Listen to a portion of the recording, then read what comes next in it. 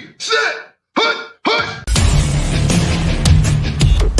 As the hills of West Virginia resound with the sounds of Golden Blue football.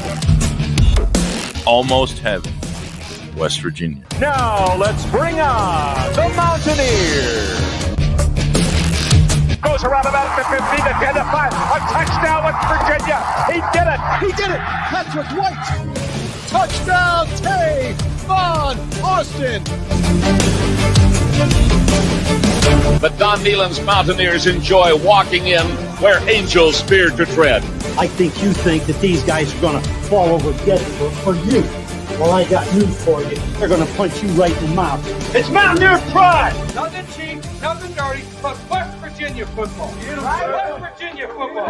We've no doubt tonight they shouldn't have played the old Golden Blue. Not this night. They've done it. They've done it.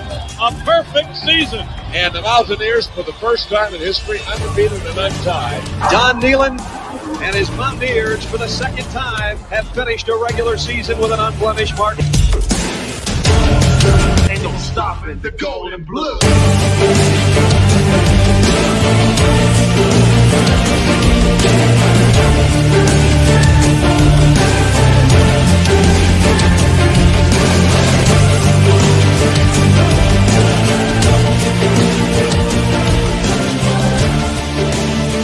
It is a great night to be a Mountaineer wherever you may be.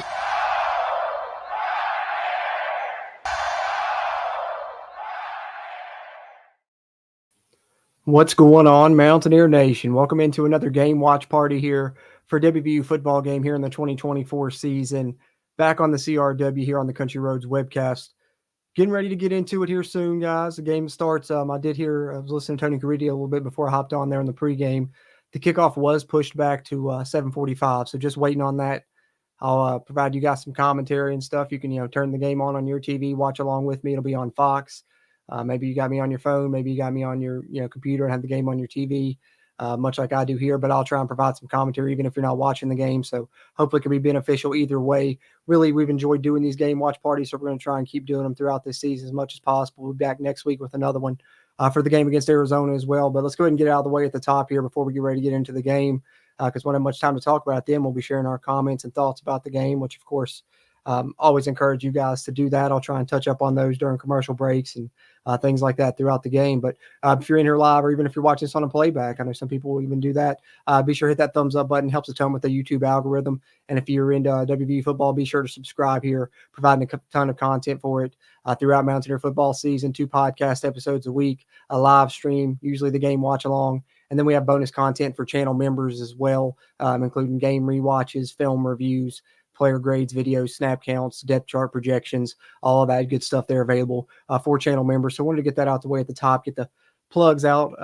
Looks like Tennessee might be beating Alabama. They just got the stop on 4th down. Now just working on running the clock out. They've ran the ball all over them in the second half. That running back, Dylan Sampson's had a hell of a second half.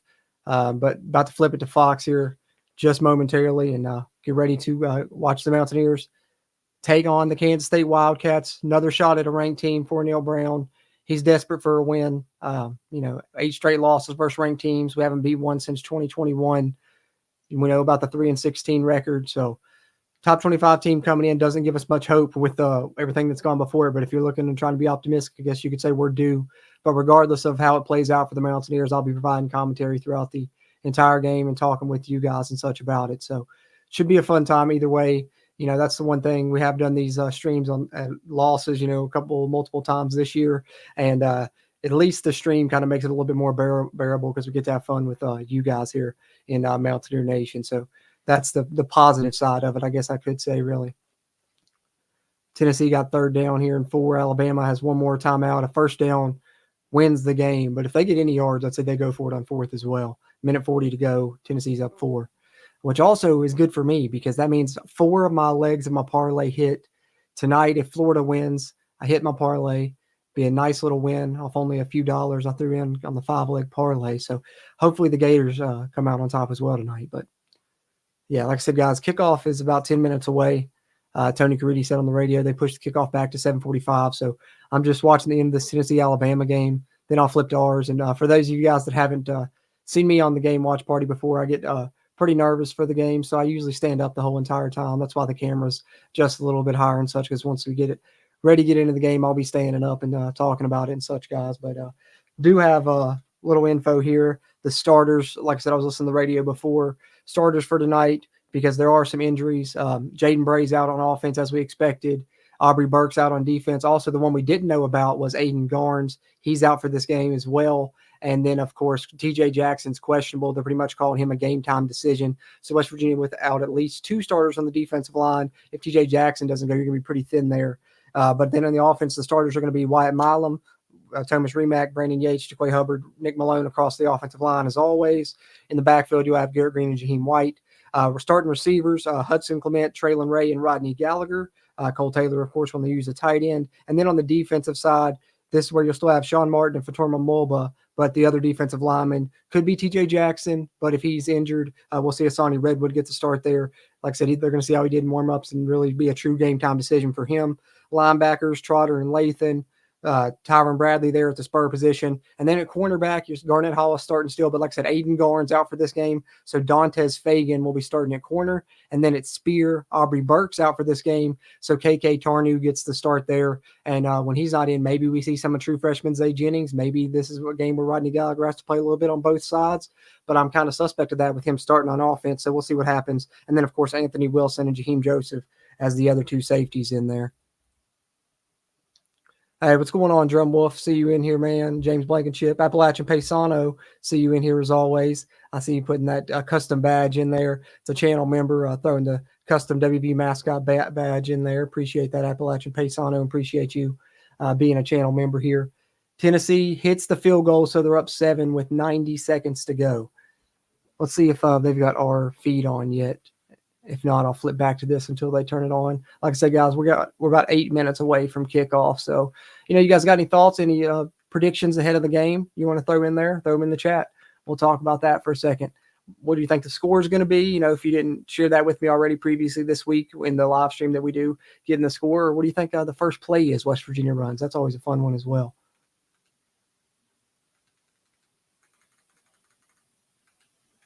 There we are. Let's see. On Fox currently, they're showing highlights still. So, yeah, they're probably going to wait till about 7:40 to even go to our feed. Like I said, kicks 7:45, guys. So, then you'll see me on my feet providing commentary for the game, and we'll talk about it, guys. We'll talk about it. But pregame, what are you thinking? Eric, appreciate you, channel member as well. Yeah, let's go. We do need a win bad, Dad. We do, man. In a bad way, bad way. In a big bad way, we need a win here. Neil Brown needs a win in a big bad way here as well, man. Seats getting pretty en fuego, if not. But, I don't have a lot of confidence, but hopefully they come out and prove me wrong. They've done it before. I just hope they come out and play well at least and make it a game. I don't want to have to commentate a blowout. I will. I've done it before. Still have fun on the stream, but hopefully they come out and show up in this one.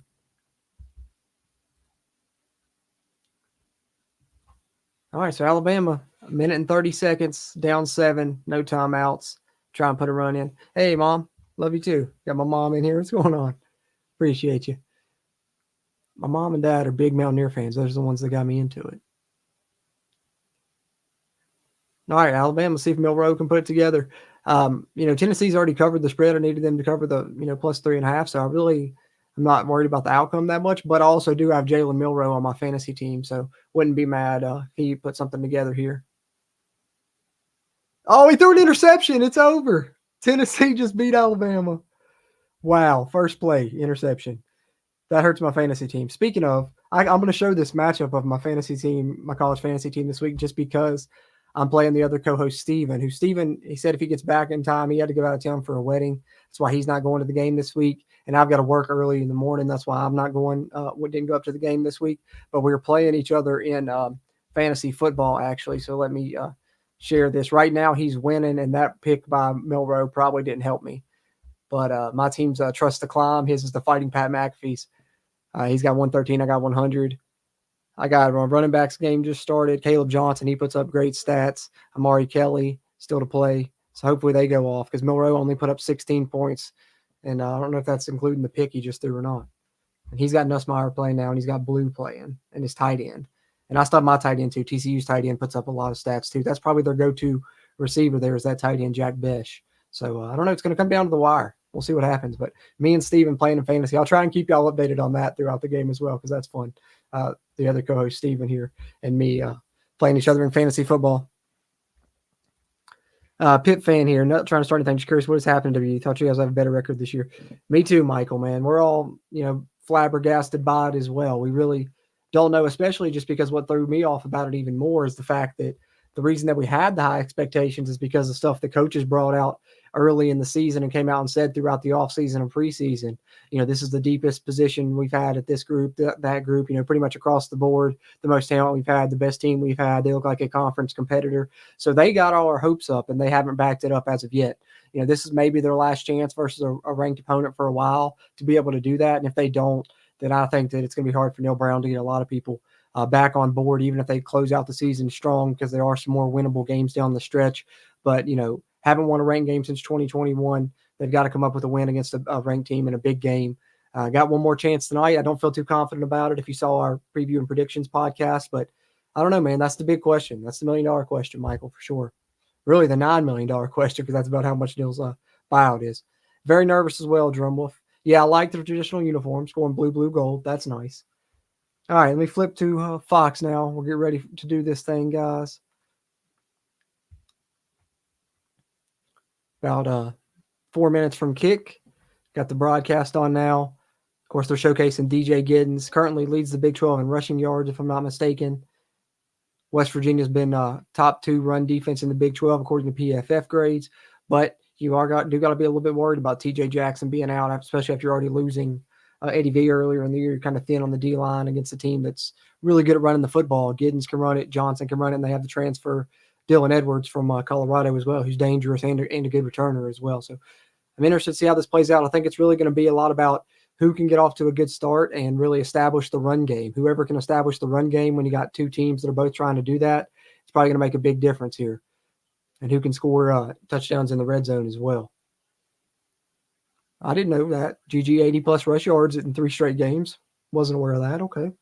And, that's one thing I noticed from the PFF grades this week. Like I said, guys, I always do that for members only on the channel. Do a stream where I do the top 5 PFF grades on offense and defense for the Mountaineers and go over some of the grades from the past week's game. And, GG obviously made some big mistakes that really hurt us with the interceptions and some of those things. And I pointed out in my film review also a play where plays where he could have ran and made some bad decisions to throw. So he really wasn't seeing it right. Didn't do his best time decision making, but he still graded out really high. He was actually our highest graded player in that loss to Iowa State. So even though, we're kind of down on him because some of the mistakes he's made, overall, he hasn't played bad, especially when you see a stat like that I wasn't expecting to see or wasn't really aware of.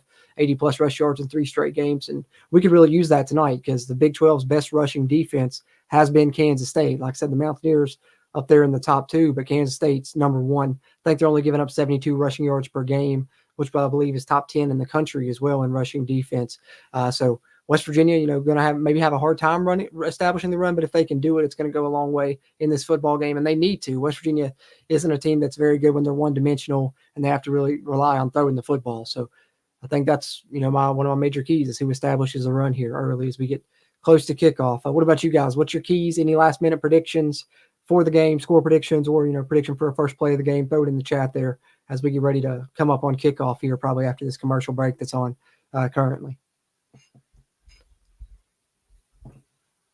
Got me some snacks, got me some pretzel sticks, got my coffee, of course, as always. Blueberry muffin. I'm ready. We're ready for the kickoff here. I had to wear the Cold Rush jersey again because I wore it to the last game. Didn't work out. Hopefully this game I can redeem it, and I need, Garrett Green to have a redeeming performance as well, so why not wear his jersey? That's my strategy this time. I did get my new Jaheim White in, though, the white one. I'm probably going to wear that next week versus Arizona for the away game. Time for the next man up to shine is right, Drumwolf. We got some guys out on the defensive side, need some guys that haven't played as much to really step up. Yeah, BYU, man, what a win last night. Oklahoma State, I had a feeling they would come out after the bye week and play a lot better. I actually picked Gundy on the podcast But was glad to see, BYU, continue their streak still yet. I know Steven will be happy about that one. And Colorado looked really good today again. Yeah, Colorado looks much improved. I'm eating crow on the Colorado pick. Showing our entrance here now on Fox. Nice. They got a good camera angle, low angle of that team entrance there. And the traditionals do look good. Blue, gold. They're not my favorites. You guys know my favorite is the all gold, but the blue, gold doesn't look bad. Don't look bad at all. All right, boys. About to get into it. I'm about to get on my feet, y'all. I'm about to get on my feet. The nerves are hitting me. It's about to be go time. Let's see what we can do. They're showing Neil Brown's record, the 3-16 versus AP top 25 teams that we just talked about a little bit earlier. All right. Let's see if it'll be 13 straight games getting the football first, I think, for West Virginia if they get the ball first in this one.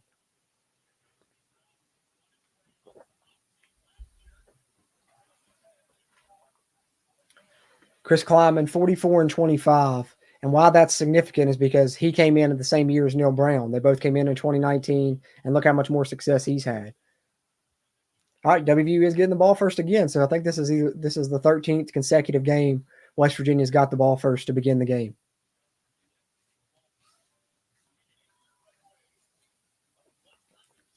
All right. See what West Virginia can do on this first drive. Last week they had a great success on the opening drive, established the run game, but then it fell off. So even if they do, come out and put a good drive together here, they got to continue to play that way. Especially once the other team makes adjustments. That hurts what hurt us last week against Iowa State. They had adjustments, and our answers to their adjustments were not good. All right. Garrett Green in the pistol.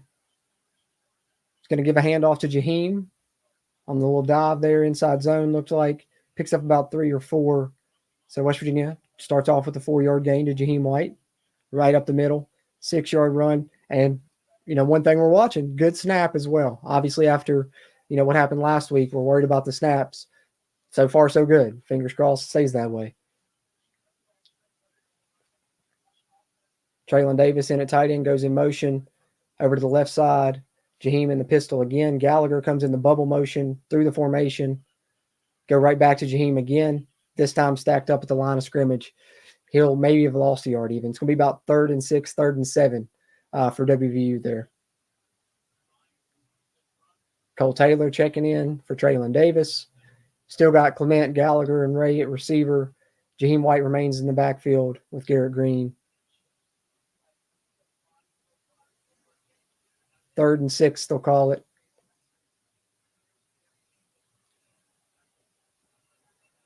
WVU motions out wide.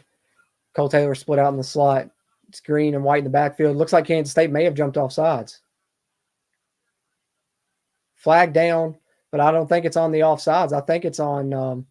I think it's a holding back there. I think that they didn't get the offsides. I think they didn't throw that flag. I think he may have timed that jump perfectly, actually. But it looked like there may have been a hold in the backfield because the flag came out right when Green was scrambling. I don't know if he got the first anyways. He may have been a little bit short. Either way, see if they decline it. If they decline it, it'll probably be about 4th and 1. If they take it, you're looking at 3rd and 16, I'd say, for West Virginia here. So they get the ball first, but don't get off to the fresh hot start this time as they did last game. They took the penalty. So they may have given Green a good spot there to where they thought that we would go for it, or they may have even given us the first down. Green was close. He tried to even stretch out for it at the end, but the holding right there is going to make it 3rd and 16.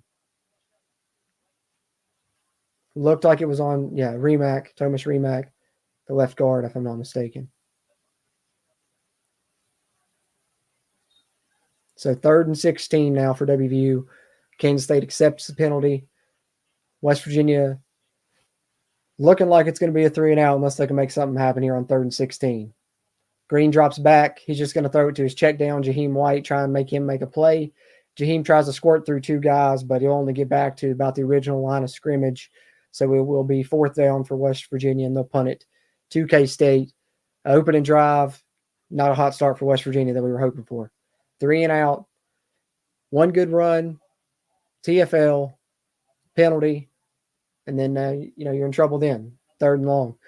I think those early downs, first and second down is going to be important in this game. You don't want to be in third and longs against K-State, and you don't want them to dominate you on early downs on offense or defense. And they did that there on defense. Let's see what they do on offense here. West Virginia's defense, we know they're down a couple players. Let's see if TJ Jackson comes in here. Oh, no, Dylan Edwards on the punt return. He broke it forward for about 15, 20 yards. We know that he's dangerous. There's a flag down. Let's see what the call is.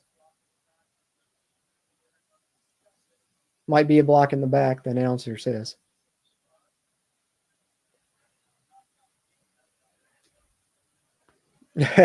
JR, I know, man. It's hard to get excited right now. I hope they give me a reason to. Maybe the defense will step up or they'll look better on the next drive.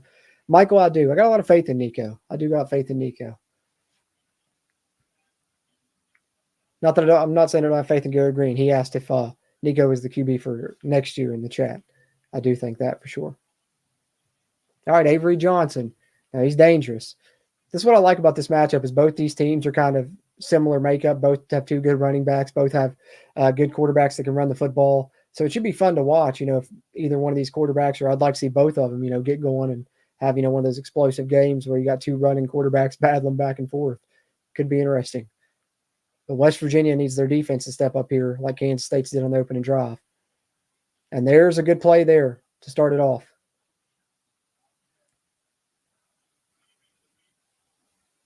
TFL on DJ Giddens for a loss of about 1 or 2. And looks like Asani Redwood is in. So no TJ Jackson, no Aubrey Burks, and no Aiden Garnes. 3 starters out on defense for West Virginia. But they get a TFL on the Big 12's leading rusher there, DJ Giddens, to begin the game here. 2nd and 11 now for K-State. Coming up on 12 minutes to go in the first quarter. They go back to Giddens again on 2nd down.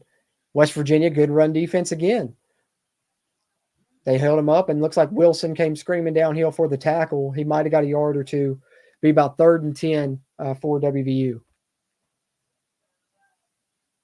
For the WVU defense, rather. Put my phone on silent so it's not vibrating all through the stream in your ears there. So 3rd and long for K-State. They forced West Virginia into a 3rd and really long. West Virginia has them in a 3rd and decently long here. See if they can get a stop. They go 5 wide. You got to be aware of the QB run here from Avery Johnson. West Virginia only rushes 3. They're going to drop 8 into coverage. They complete it, but he's going to be about a yard shy. They're going to have to punt it. Looked like I saw TJ Jackson in there, though. He may have just not got to start. Maybe they're going to try and use him sparingly on passing downs and such there, because I believe I saw him coming off the edge there. Let's see if I was correct. Yep, TJ Jackson is in. So I guess he is going to play, but just going to play sparingly. So at least they're going to try and use him some there. 3rd and long passing situation. They bring him in as one of the 3 providing pressure. Helps to collapse the pocket a little bit. Johnson does complete the pass, but only goes for 9 yards. West Virginia's defense forces a 3 and out as well. So we got back-to-back 3 and outs to begin this game. Preston Fox fields the punt. West Virginia will have it on about their own 32-yard line here, getting the ball back. K-State has been a better team so far this year, football, Tom. That's for sure. That's for sure. Can't argue with you there. Cannot argue with you there. All right, first commercial break, guys. First commercial break. So, 2 opening drives. West Virginia's offense doesn't get the start we want, but West Virginia's defense responds. That's a little complimentary football. You like your offense doesn't get off to a good start, but your defense comes out and gets a stop, which is nice to see. Hopefully the defense continues to play well like that. Was worried with some of the starters out, but, the other guys are stepping up at this point.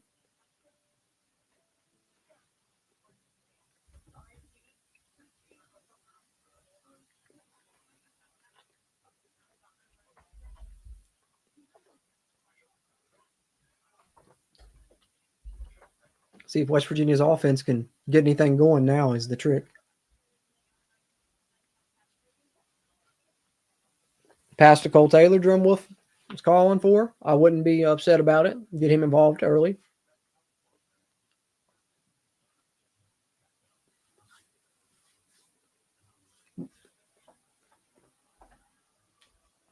I think the games where he gets involved more are always more successful games for us. So, don't think that's a bad prediction.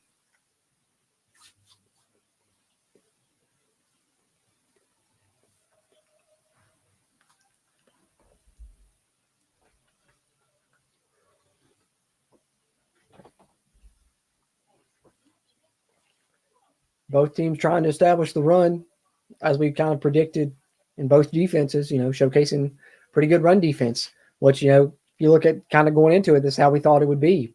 Two of the top run defenses in the Big 12, two teams that really like to run the ball as well.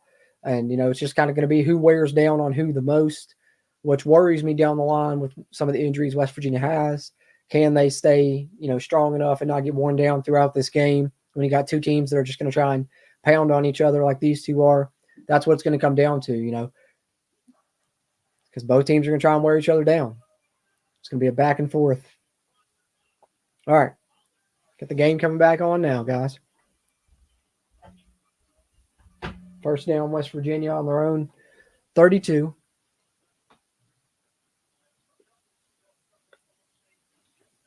Showing some film here. That's funny, too, because that's the same play. I usually pick out 5 or 6 plays from each game for the film review for channel members, and that's one of the ones that I picked out as well. The ones that Mark Helfrich is doing a film review for now. All right, 10:43 left in the first quarter. WVU's second possession here. They fake a jet sweep to Rodney Gallagher, and they're looking downfield. He's got Jaheim White wide open, and he underthrew him. And Jaheim White couldn't quite come up with it. That was very similar to the touchdown play they had against, I believe it was Cincinnati last year. They went for 75 yards. They sent Rodney Gallagher in motion, faked a jet sweep, brought Jaheim White out of the backfield onto a corner route, and he was wide open. And they couldn't complete it. That would have been about a 20-yard pickup at least. Oh, that hurts. 2nd and 10 for WVU. I'll go play action again, and there's the pass to Cole Taylor. Drum Wolf, you called it, my friend. And he'll get about 9. 3rd and 1 for WVU. Shout out to Drum Wolf for calling that in the chat.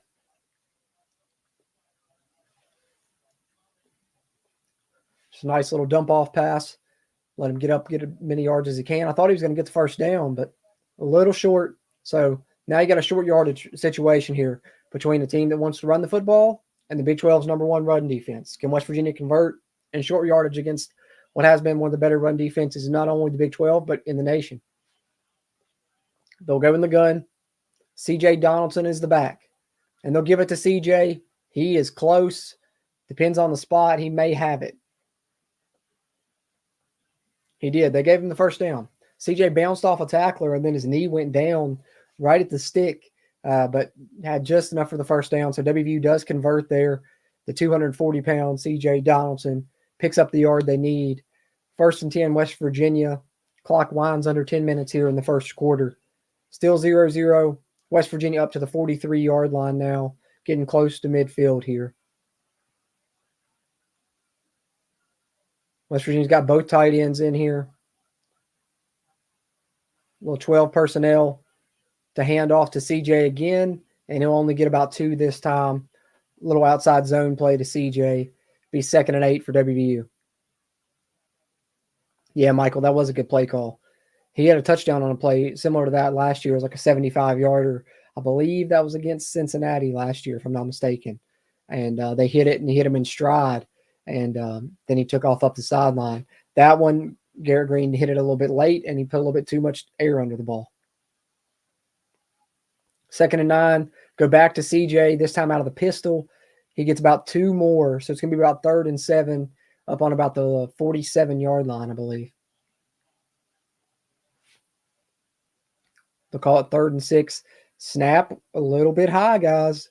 Green had to jump a little bit. 3rd and 6. Here they go.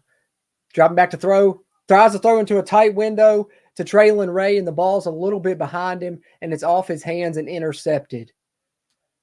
That was a very tight window GG tried to fit that ball into, and he threw it a little bit behind Traylon Ray, and it bounces off his hands for an interception. Man, GG is struggling with the interceptions this season. It's so crazy, man, because last year, that was his strong suit, was taking care of the football. He had like 4 interceptions all of last year. He already has, I believe that's his 7th this season. So this season he already has 3 more than he had all of last year. And that's just, I mean, that's a tough throw to make. You know, he's trying to fit it into a tight window, but he still put it behind the man and leads to an interception. And that's what we can't have there. You know, when we get into 3rd and long and Gigi has to pass and be that pocket passer, that's when we're in trouble. We need those 3rd and manageables where he can be unpredictable, use him in the run game, things like that. Now we need our defense to step up again, man. Offense struggling early on here. K-State with good stand on the first play and then forces a turnover on the second one there. Yeah, I agree. Green's not been very accurate lately. He's not been, man. Here we go, Appalachian Paisano. Here we go again. I know it. It's really crazy, man. It's really crazy. And it's weird, too, because he's not the only quarterback you've seen in the conference fall off like this that people had really high hopes for. Look at Jalen Daniels at Kansas. It's pretty much the same story. Like, people were talking about him for Heisman going into the season, and then he's really struggled and has been inaccurate, thrown a lot of interception, turned the ball over a lot. And then Garrett Green, same thing. Like I said, last year had an elite season, really. And so you think, second year starting, he's really going to take a big step up this season.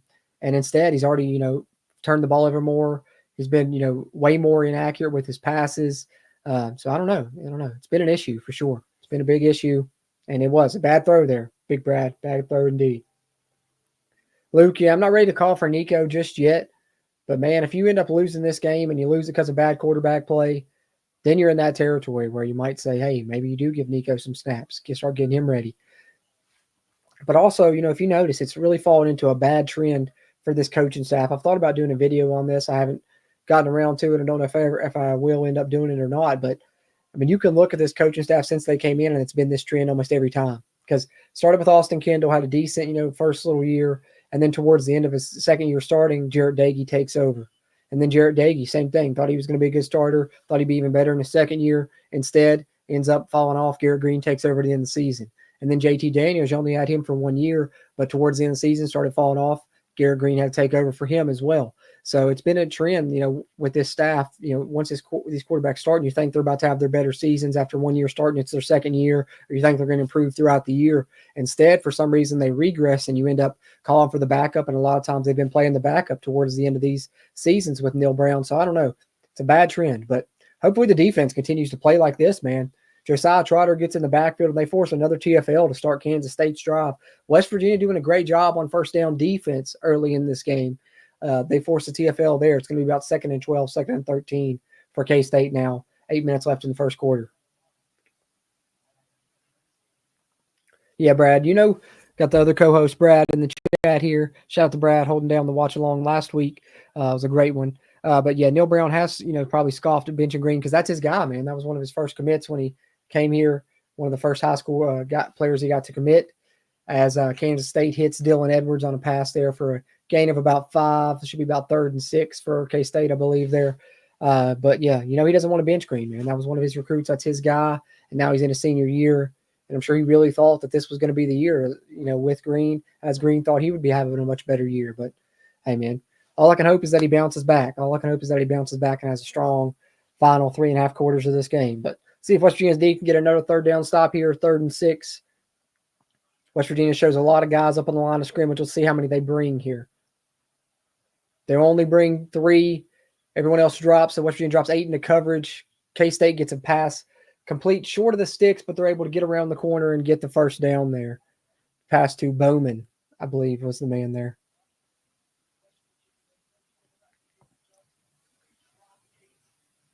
Yeah, just couldn't quite get there in time to make the tackle short of the marker. K-State with the first down, and they move the sticks.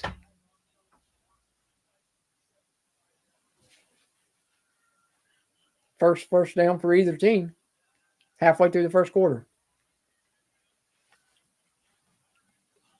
Good run defense again by West Virginia, though. 2-yard gain by DJ Giddens, 2nd and 8. Coming up on 6 minutes left in the first. Kansas State driving now. Wow. DJ Giddens in the last 2 games has more rushing yards than UCLA, Kent State, and Florida State. That's impressive.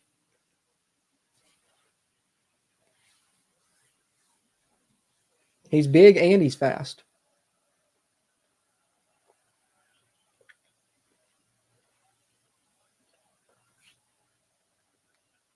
All right, 2nd and 8. They go back to Giddens.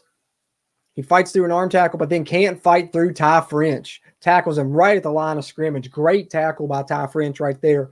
West Virginia's other spur that plays alongside Tyron Bradley. Great job there.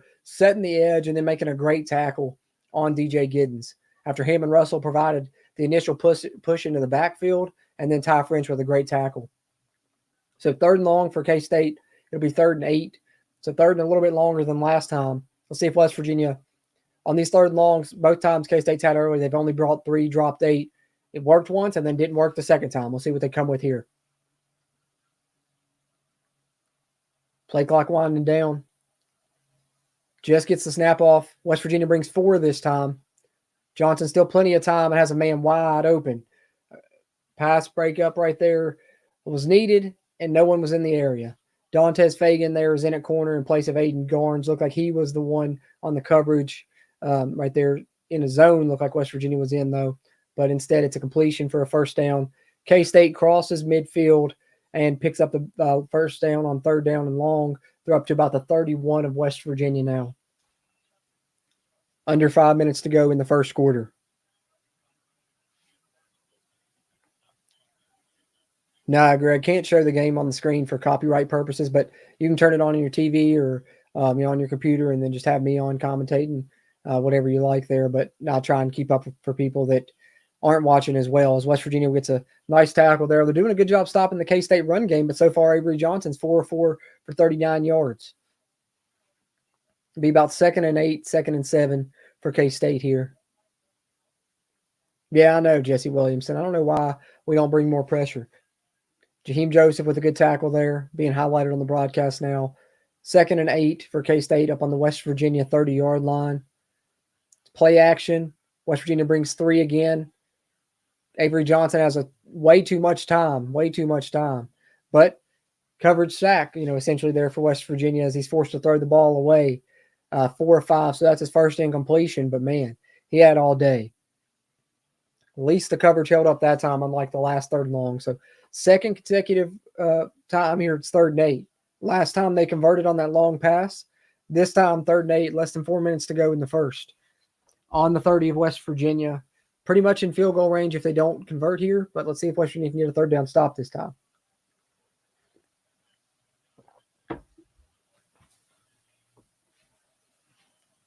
Sends the back out in motion.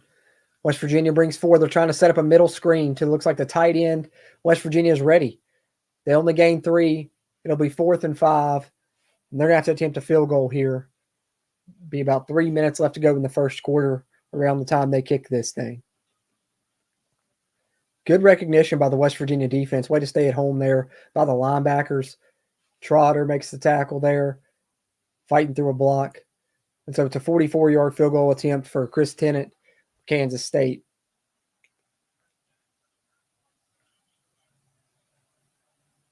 Snap good, hold good. He snuck it in, it looks like. Yep. Ooh, it looked like it might go wide right at first, but he bent it right in. Kansas State takes the first lead. They strike first. 3-0 K-State here. Late first quarter now, about 3 minutes left in the first. Wow. I don't know how long this will last, so let's highlight it while we can. Thanks for sharing that, DT Reed. Giddens has 7 rushes for 1 yard right now. That's big. Like I said, that's the Big 12's leading rusher coming into this game. So glad to see West Virginia's run defense stepping up early, but now our pass defense really needs to play, a little bit more formidable here. Glad we got the stop there on that 3rd and 8, but they did throw a screen. I'm more worried when they throw downfield because Johnson's 4-4 right now is only incompletion, or 5 of 6 now after those last 2, I guess. But his only incompletion was one they had to throw away. So hopefully our pass coverage can continue to hold up as well. But hey, shout out to the run defense early. But with the good field position after the turnover, they do turn it into points. So 3 points off turnovers for K-State in this one. West Virginia needs to come out, play clean on this drive, and try and put something together. 2 unsuccessful drives, and one of them being a turnover now for the Mountaineers. Getting another one here in the first quarter, getting the ball back one more time. Trailing 3-0 now. Yeah, indeed. Defense starting out good. Offense needs to step up. I agree 100%.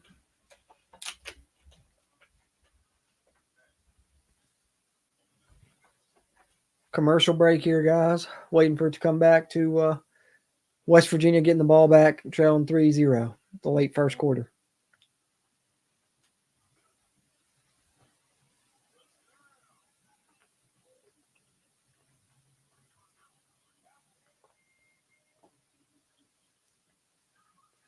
Hey, appreciate that, Matt Dix. Appreciate you hopping in, man.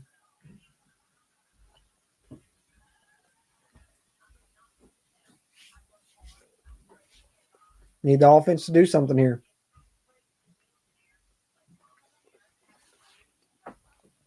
They haven't shown us a lot so far, that's for sure.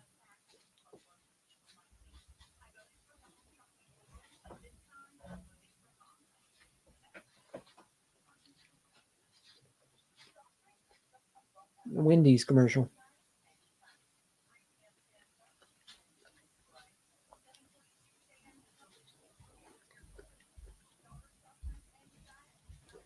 Yeah. A score right here would be a huge confidence booster. Even a field goal, man. You feel a lot better about yourself. Because I'm not going to lie, so far their defense has kind of dominated our offense. The offense needs to do something here. All right, we're back here.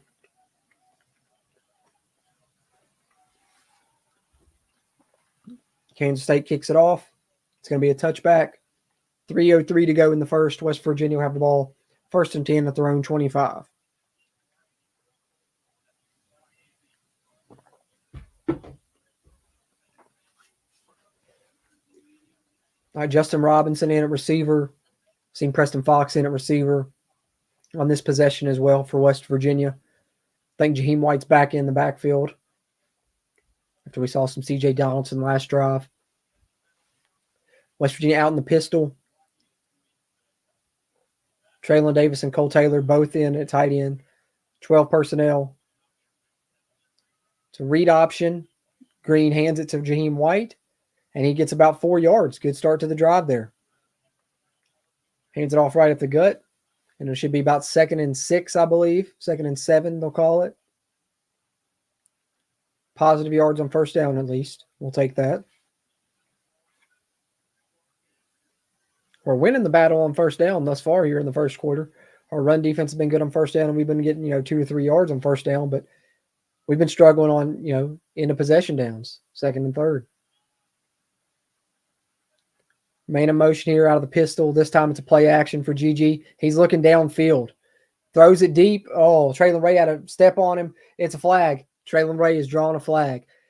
Man, that's one thing I've missed from last year. He did that so many times. In my rewatch commentaries I do for channel members when I was going back through it, man, I counted at least double digits. I can't remember the exact number that we got to, but it was double digits, defensive pass interferences and holding that he forced because he would, go deep. So a lot of times when West Virginia went deep last year, not only would they hit, but Traylon Ray would force defensive pass interferences a lot, and that's what he did right there again as well. Came in motion on the play, running a deep crossing route, and GG was going to hit him deep, and then he got held right there about midfield, and I think that's what threw the timing of the playoff, or that may have been complete anyways. So a 15-yard penalty for West Virginia. That's a drive starter for you. Somebody who was in here talking about needs something momentum-wise. That can swing you right now. You got to take advantage of it because now you got good field position. Up to the 43-yard line. Cole Taylor in motion. 12 personnel again for West Virginia. Out of the pistol. Green fakes to Jaheim and keeps it himself this time. He makes the linebacker miss. Green upfield all the way to the Kansas State 29-yard line. Garrett Green, that's the same play they've been running on first down throughout the game, but he handed it off the past 2 or 3 times. That time kept it and broke off a 20-plus yard run, but he comes up limping a little bit there. Looked like maybe a foot or ankle got twisted up. Let's see. They show it here on the replay. But great job by Garrett Green. One-on-one with the linebacker there. Made him miss and then got another, 15, 20 yards after that. Hand off to Jaheim White on 1st and 10 here. And Jaheim picks up about 4. 2nd and 6 for WVU. About 90 seconds left in the first quarter up to the Kansas State 26-yard line now. Great job by Garrett Green on that run there. Just tackled by 2 guys falling on him there. May have came down awkwardly. Got up a little gimpy there. But he's fighting it out to this point. Never went down and staying in the game right now. 2nd and 7 for WVU on the K-State 26. They're in the pistol. Play action.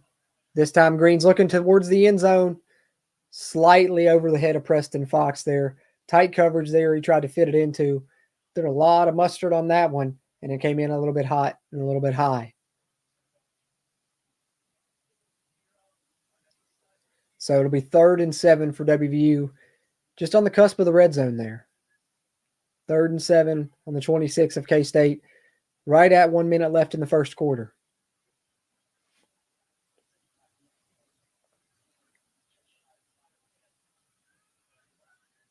See if WVU can make a play here. Probably going to have to go to the passing game. They shift to the shotgun out of the pistol. Jaheim White motions out of the backfield. Kansas State bringing pressure. West Virginia tries to set up a screen.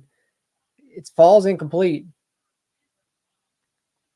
But, I mean, they knocked down Preston Fox, who they were trying to set the screen up for. Is that I mean, if it's behind the line of scrimmage, I don't think it's pass interference, but I'm not sure if that was or not. No flag thrown there. Neil Brown is fired up about that, especially you guys know after last week he was complaining on the one interception that Garrett Green threw. He thought it was pass interference.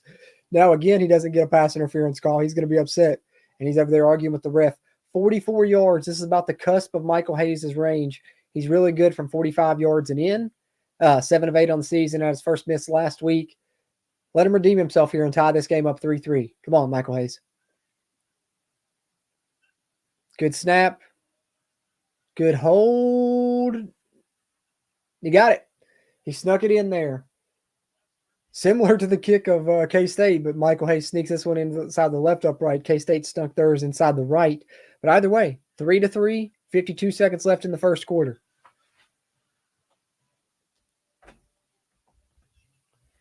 Another commercial break here, guys. It's snack time for me. How are you guys feeling in the chat? Yeah, I don't know. I guess they were trying to say that was behind the line, Dad. That's why the only thing I can think of, the only reason they wouldn't call that a pass interference penalty.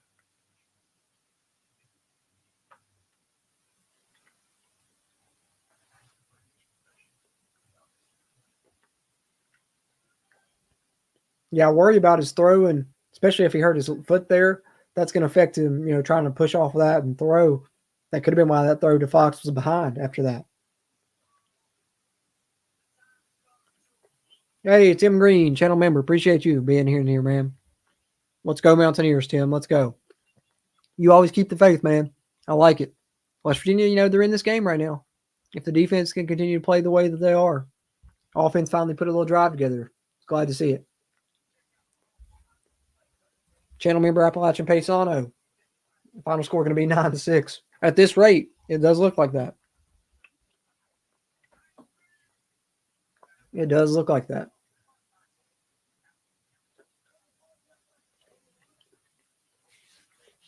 I haven't really seen a full shot of the stadium to judge the attendance. I know a lot of people that weren't going this week. Myself included. Like I said, I got to work early in the morning, but hey, that allowed us to do another game watch party here and keep our streak going of those. We'll have another one next week, so be a lot of them that we've done throughout the season. We're going to try and do them. We can always pretty much do them on away games. It's just the home games that are hard because me and Steven both have season tickets and go up, and Brad works on Saturdays a lot. So after this one, hopefully we'll get to do at least one more home game watch party, but we'll definitely have one for the remaining away games, even next week with Arizona. So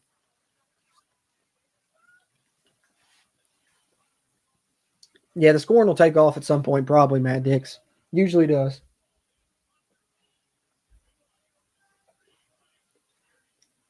Gino, most pass yards in school history. A little nod to Gino there. I like that. Nico's warming up on the sideline, guys. They might be checking out Green's ankle or foot. Nico is warming up.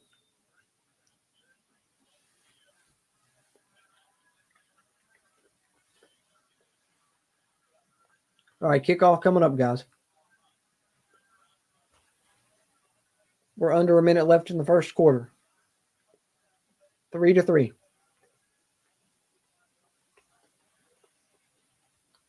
Short kick by WVU, fielded at the 5. Oh, they forced a fumble, but Kansas State dives on it. Wow. Whoever came in there, they didn't make the tackle, but I guess they grabbed his arm and it flew out of there, but they were unable to recover. Green jogging on the sideline, testing out the foot or ankle, whichever it was. Taurus Simmons, it looks like, forced that fumble, and man, it went almost right to Ty French's arms, but bounced off of his shins pretty much, and then Kansas State recovered it. Great job by Taurus Simmons coming in, making a hit and forcing a fumble. But either way, backs Kansas State up. They're on their own 16 to start this drive.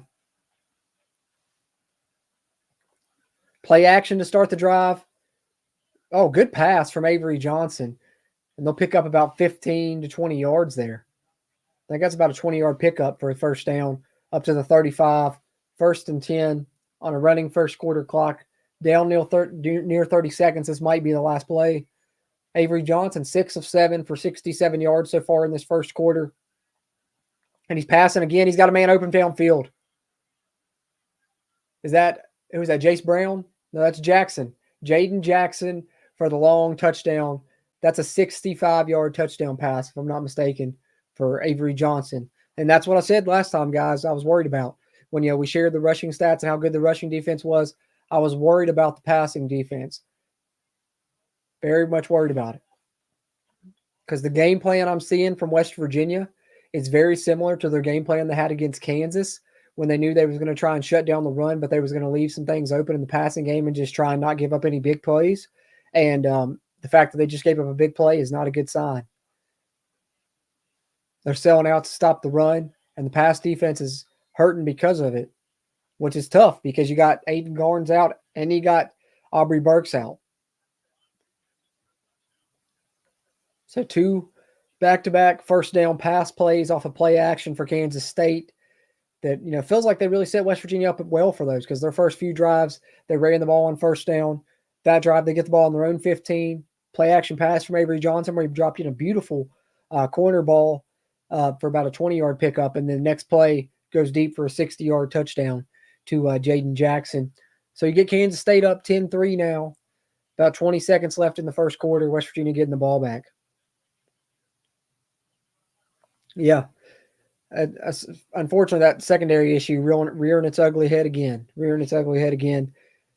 They'd improved for a couple games. They gave up a big play last game, gave a big play this game. But the plus side is last week, they kind of bounced back and didn't give up another big play after the one. Got to hope that they can continue that this week. Because right now, like I said, it seems like their game plan is selling out to stop the run and saying, hey, let Avery Johnson beat us throwing the football. And right now he's answering that call. He's beating him throwing the football. He has one incompletion, and it's a pass that he was forced to throw away. Other than that, he's been dead on. WVU fielding the kick here. Preston Fox, I believe. Oh, takes a big hit. That's about the 22. So 1st and 10 for West Virginia. They'll probably run one more play here in the first quarter. Trailing 10-3. Yeah, definitely need an answer. Need an answer right here. For sure.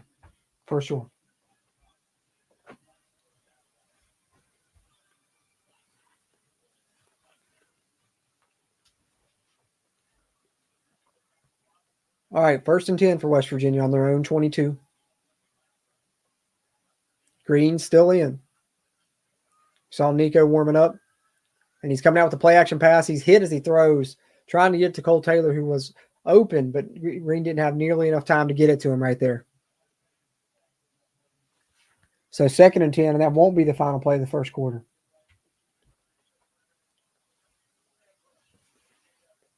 Brandon Yates got beat there.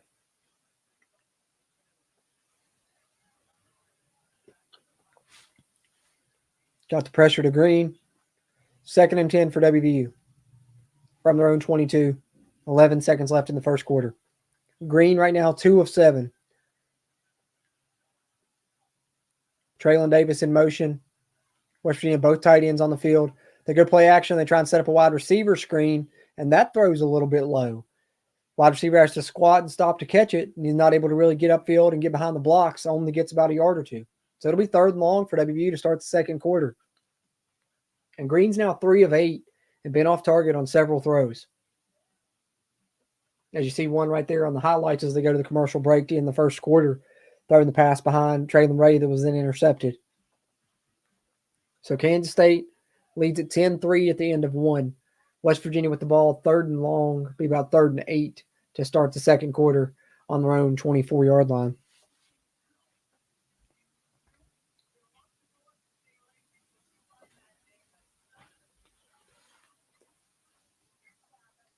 Matt Dix, it's worse than that. He's 3 of 8 for 19 yards, I believe, and an interception.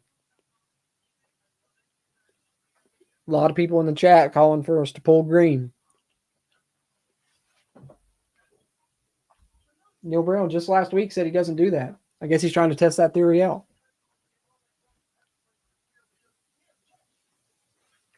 Because if they don't convert this 3rd and long, you might hear some boo birds, especially if it's because of a bad pass. Neil Brown is stubborn, Drumwolf, that's for sure.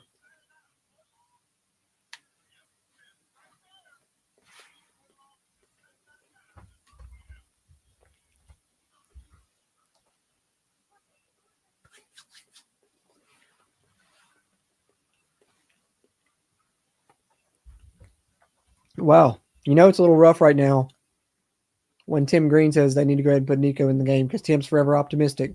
Yep, 3 of 18, 19. 3 of 8, 19 yards and 1 pick. Exactly, Matt.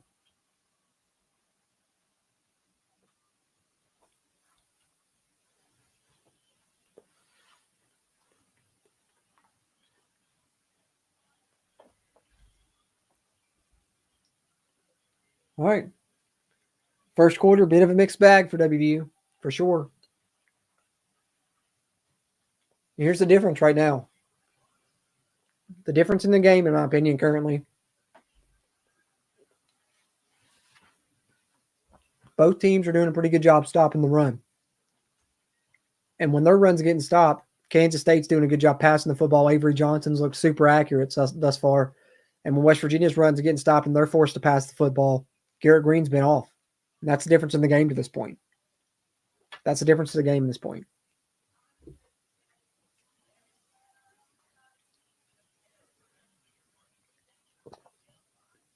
Yeah, Matt, I think it was before you in here, but I went on a little diatribe about the quarterbacks regressing under this coaching staff, and you can track it all the way back to their start in 2019.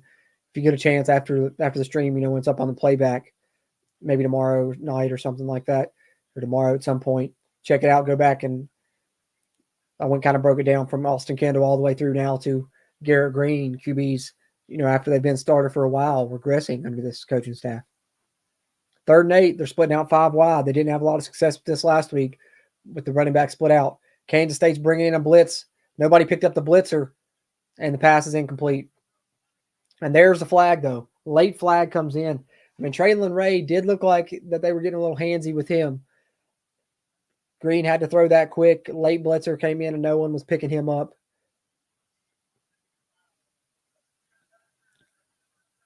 West Virginia bailed out by another pass interference. Traylon Ray draws another one.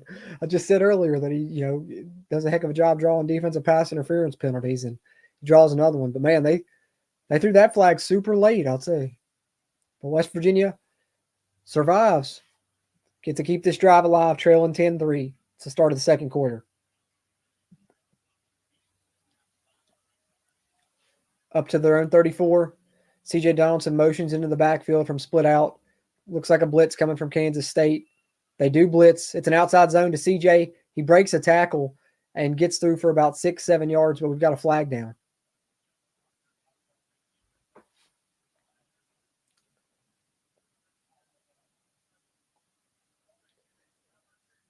Holding called on Brandon Yates there. He's disagreeing with that call. Obviously, you can tell by his body language. After about a 7-yard pickup, would have been a good drive starter for C.J. Donaldson there. Instead, it's a penalty on West Virginia, and it'll be 1st and long here.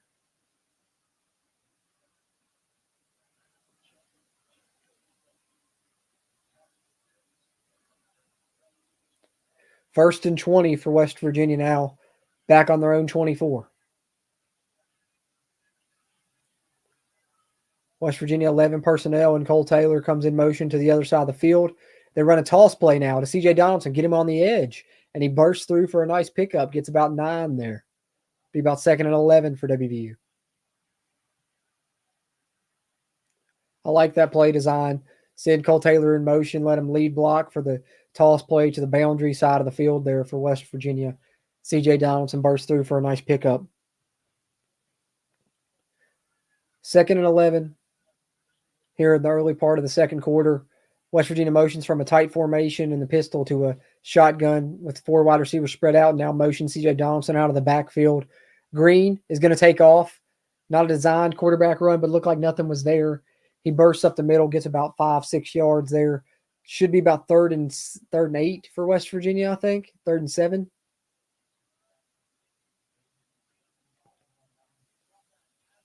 And now West Virginia's going to have to go back to the passing game here. Yeah, 3rd and 9, actually. 3rd and 9 for the Mountaineers. They're 1 of 4 on third down conversions in this game. 25%. That's not getting it done. Kansas State shows blitz here. Green motions Donaldson out of the backfield. Kansas State looks like they're bringing 6 or 7 here. They are. And Green throws another interception. And this time it's a pick 6. West Virginia goes behind 17-3. They brought the blitz, but it was actually picked up pretty well. Green had a decent time to throw the football. And I don't know if he just didn't see that man or if he thought he was going to be able to throw it over him. But, he threw it right to the K-State defensive back here. Just lurking, watching his eyes. Green thought he had Clement breaking on the out route, and Clement was open behind that player, but Green didn't have near enough touch on it to get it there to him. Not near enough touch, not near enough power on that pass. Back-to-back games with 2 interceptions. 8 interceptions on the year for Green. He's doubled his interception total from all of last season already here in the 7th game of the season.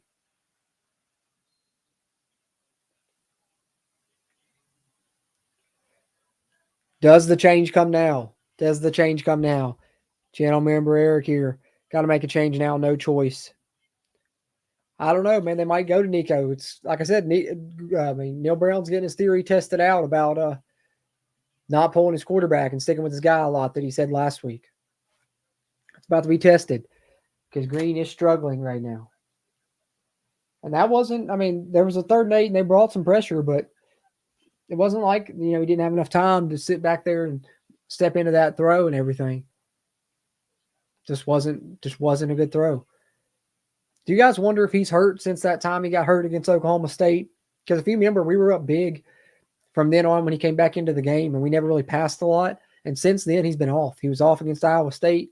He seems off this game. I don't know. Maybe that shoulder, because that wasn't his throwing shoulder he landed on against Oklahoma State. Maybe that's injured.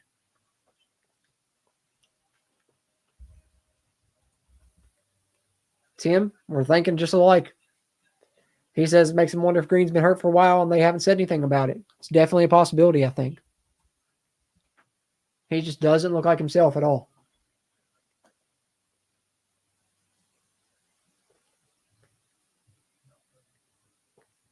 And here's the thing. He's got to go right back out there. So you're making the choice right now during this commercial break if you're Neil Brown. We've already seen Nico warming up, though. We do know that.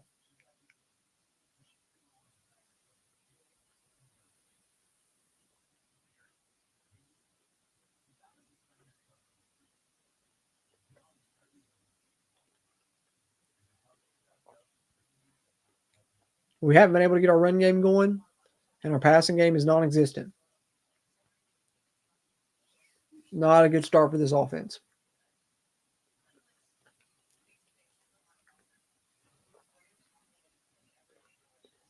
A lot of people thinking he's injured. We saw him get injured against Oklahoma State. It's those who've been off since then. It's definitely possible.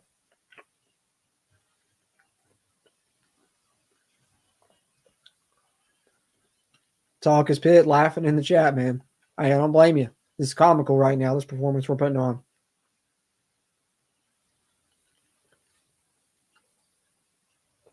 And the worst part about it is being down 2 scores. Now we're going to have to throw the football.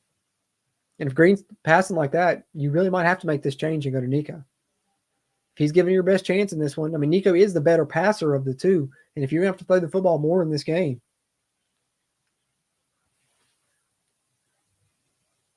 Neil's talking to Green, so I'm guessing Green's going back out there.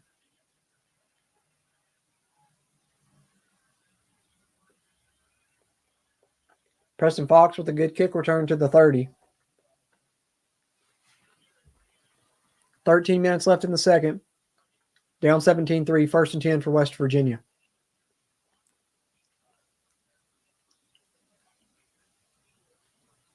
Man, Kansas State really tackled Garrett Green on that return. All right, 1st and 10 for WVU. 13 minutes left in the second. Green still in at quarterback. 3 of 9 for 19 yards and 2 interceptions thus far. Jaheim White beside him in the backfield. They'll hand it to White. He bursts ahead, gets about 3-4 yards. 2nd and 6. 2nd and 7.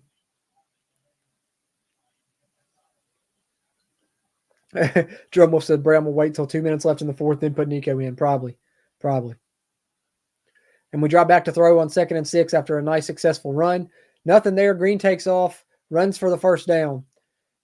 Gets about 8 yards there up to the 42.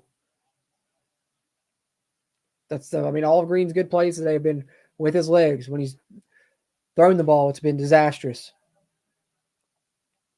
He's really in a funk passing the football right now. But he does run for a first down there. So 1st and 10 for WVU. Coming up on 12 minutes to go in the second quarter. Trailing 17-3. They're up to the 42-yard line now. In the pistol this time, both tight ends in the game. Rodney Gallagher comes in motion on the bubble motion through the pistol. Green play action pass to Hudson Clement, who's wide open. His man falls down and the pass is a little bit high and he can't quite get it. Tried to tip it to himself, tried to juggle it in. Couldn't quite make it. And there yet again, another throw from Green that's just slightly off, but it's off enough that it bothers the play, man. Did it get tipped? It looked like that one may have actually got tipped, so I'll give him the benefit of the doubt on that one. But, man, got guys open and can't hit them.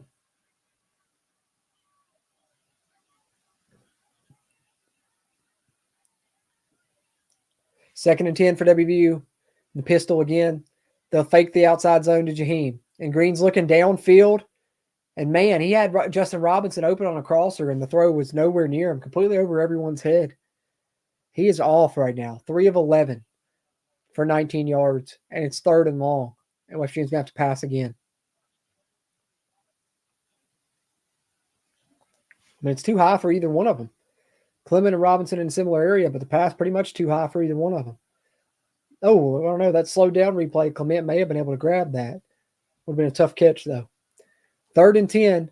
And now K-State, they're going to bring some pressure. They've been pressuring on these 3rd and longs, and we have not handled it well. Green's throwing interceptions. They back out of it. They only bring 4. Green completes it to Taylor. Just a little stick route, and Taylor fights through 2 guys. First down, West Virginia. He gets about 15 yards. West Virginia crosses midfield there. Good play by Cole Taylor. Just a nice little pitch and catch throw. Easy access throw for Garrett Green that helps a lot. They come out here and look like a diamond formation. Hand off to Jaheim White, but only pick up a yard. So 2nd and 9 for WVU here, just across midfield.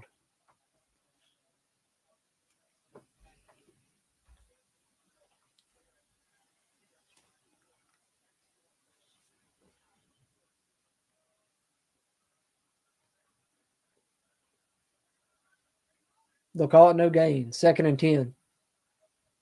Up to the Kansas State 44-yard line now. Single back shotgun. Cole Taylor's in the slot. It's a quarterback draw for Green. Green makes a man miss. Green's upfield. It's a first down run. He runs for about 16 yards. West Virginia's up to about the Kansas State 28 on the QB draw.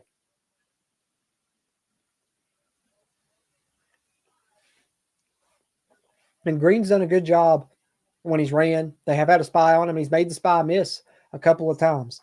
He is making good plays with his legs. Do got to give him credit for that at least.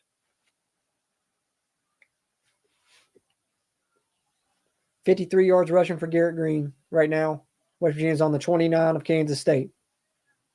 Back in the pistol. Cole Taylor at tight end, 11 personnel. Here comes Gallagher in motion into the backfield. And they hand it off to Jaheim White. Jaheim White makes a man miss, dives forward, picks up about 5 yards there. 4 or 5 yards. They'll call it for 2nd and 6 for WVU up to the K-State 25.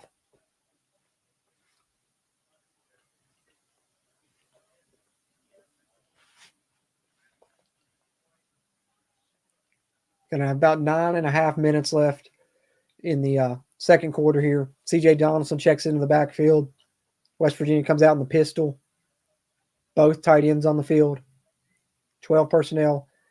Cole Taylor split out. Traylon Davis attached. Now they motion into the shotgun. They bring Rodney Gallagher in orbit motion. Green fakes the handoff to C.J. Donaldson, keeps it himself, and bursts ahead for about 5 yards. Tripped up where he would have had the first down. Instead, it'll be 3rd and 1 for West Virginia on the 20-yard line. Traylon Davis pulling around, leading that run for Garrett Green. 3rd and 1 now. I'm guessing CJ will remain the back. Would not be surprised to see a carry here for CJ Donaldson. West Virginia try and get this yard. 3rd and 1. West Virginia's in the I formation. Don't see this a lot from WVU, but I like it. Traylon Davis lined up as a fullback. And they'll toss it to C.J. Donaldson out of the I formation, and he makes a man miss and goes into the red zone up to the 10-yard line. Good run from C.J. Donaldson. And if I'm not mistaken, that's something we took from Iowa State last week. They were getting in the I formation and running these quick little toss plays, and maybe we said, hey, that's pretty good.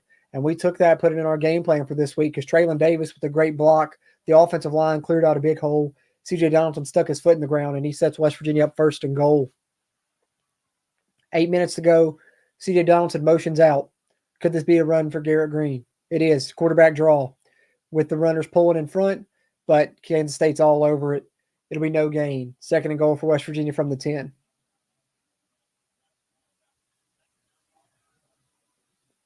West Virginia really needs a touchdown here. Hopefully it doesn't come to the decision. Hopefully you get in here on 2nd and goal or 3rd and goal, but down 17-3. Field goal doesn't do you a whole lot of good. All right, 12 personnel, both tight ends attached here. C.J. Donaldson motions out now. Green drops back. Green's looking. Now he's going to take off. He'll get about 3 yards and be down there about the 5 or 6 yard line. He's getting up a little slower. He's taking a beating right now. But he's not making plays in the air. He's making plays with his feet. And now it's 3rd and goal from about the 5.5, 6 yard line for West Virginia. And you might have to throw the football. 3rd and goal. Under 7 minutes left in the second quarter. Rodney Gallagher's lined up tight here to the formation with Justin Robinson. They motion out on this near side. Cole Taylor and Hudson Clement out on the other side. C.J. Donaldson in the back beside Green. He motions out. Green drops the throw. It's a slant pattern. It's a touchdown for Hudson Clement. Hudson Clement in tight coverage makes a great grab for the West Virginia touchdown. Let's go, Mountaineers. First touchdown of the game for WVU comes here midway through the second quarter. And Green put that one where it needed to be, at least for Hudson Clement to be able to make a play on it. So shout out to him. We're being critical of him. He put together some plays with his legs. And when West Virginia needed it near the goal line, he put a nice throw into a tight spot there for West Virginia to get back within one score here. Now 17-9, hopefully 10 after this extra point. And West Virginia needs their defense to step up again, man. They gave up those big passing plays last Kansas State possession.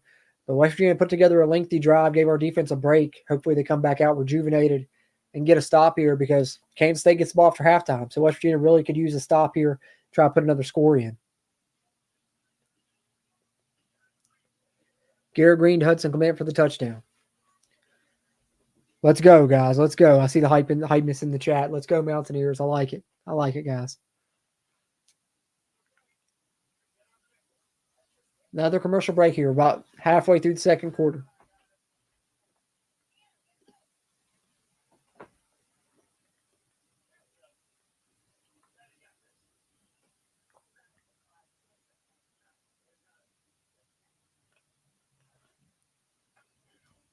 Yeah, that was a big-time drive. It was gutsy. It was gutsy. They needed that. That's a statement drive to say, hey, we're staying in this game right now. But now we need our defense to have a statement possession and say, we're going to, do this complimentary football. Y'all scored. We're going to get the stop, give y'all another chance here before halftime. Maybe we can tie this thing up. Yep, the read option. That's right, Matt, man. It was a weapon on that drive. And that's what's working right now is, Green using his legs because Hasn't been passing that well, but he did throw a touchdown there, so do got to give him credit for that.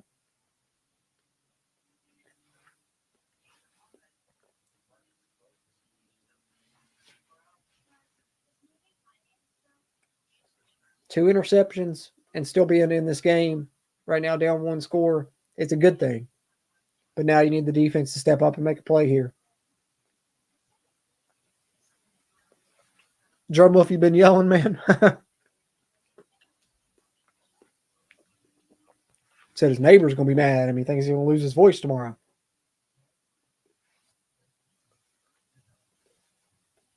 Matt Dix, that would be Rich Rodriguez. He has to invented the read option. Rich Rodriguez.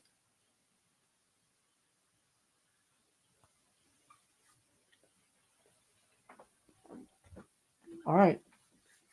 Offense stepped up there big time. See what the defense can do.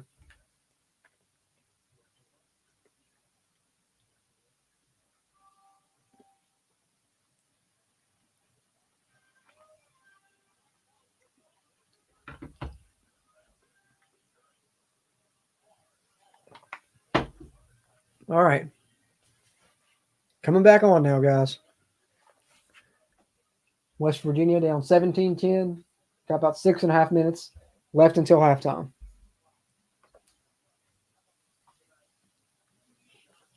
Green took another shot on that touchdown pass, man. He's been getting hit and hit.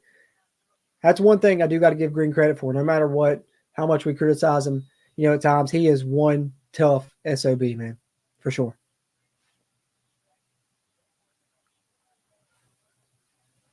And I respect him for that. Exactly, Brad. Co-host here on the CRW says, at least they're showing they're fighting. Exactly. That's big. That's a big drive there to show that.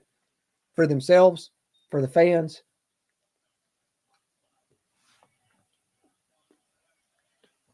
But the turnovers are killing us right now. Now that they've been passing the football, we still got to maintain our run defense, even if we're trying to clean up that pass D, man. Can't overcorrect.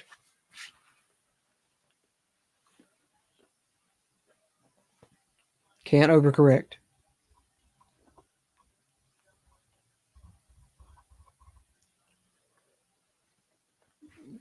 Kansas State passing. Avery Johnson, 7 of 8 for 127 and a touchdown. Complete polar opposite of Garrett Green's game right now, passing the football. And he got another one. And he's got about 16 more yards. 8 of 9 for around 140, 143 now? 144. They'll call it 144. 8 of 9 for 144. Avery Johnson in a quarter and a half right now is throwing the football over West Virginia's defense. And they're moving here. Up to the 42. 1st and 10, they'll come out throwing again. Play action. West Virginia's trying to get some pressure. And he tried to hit his man there, and the dump off wasn't there. West Virginia got a little pressure that time on the pass. He only had the third to his check down and couldn't complete it. 2nd and 10 now. Finally forced an Avery Johnson incompletion. Really the first time they've done it. The other pass he threw away.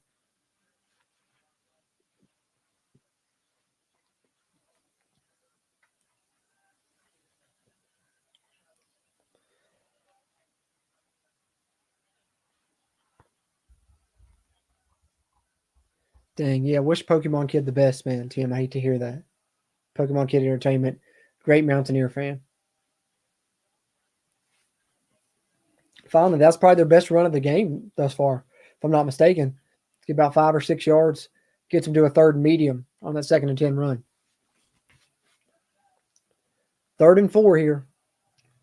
I would not be surprised. I mean, this is the time K-State probably usually goes to the ground game, but I would not be surprised to see them go to the air here with the success they've had in this first half.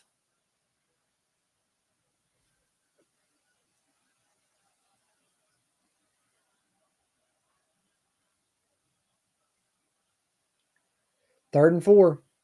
Dropping back to throw. Looking over the middle. It's broken up.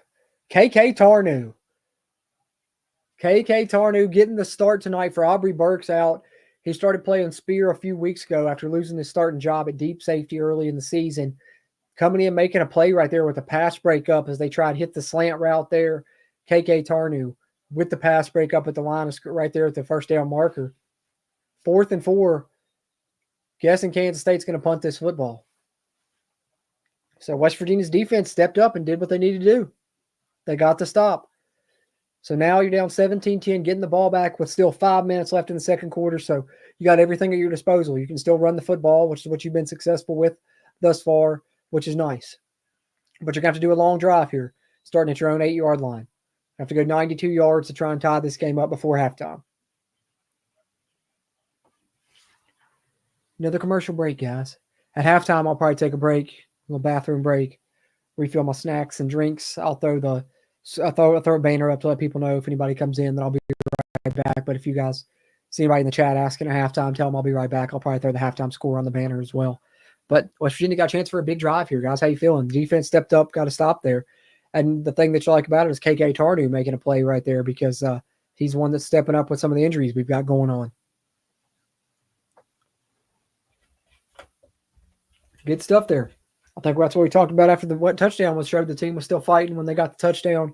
And that definitely shows they're still fighting when they get the defensive stop right there as well.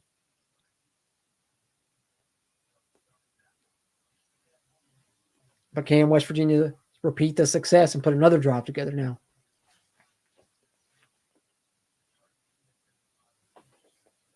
That's the question.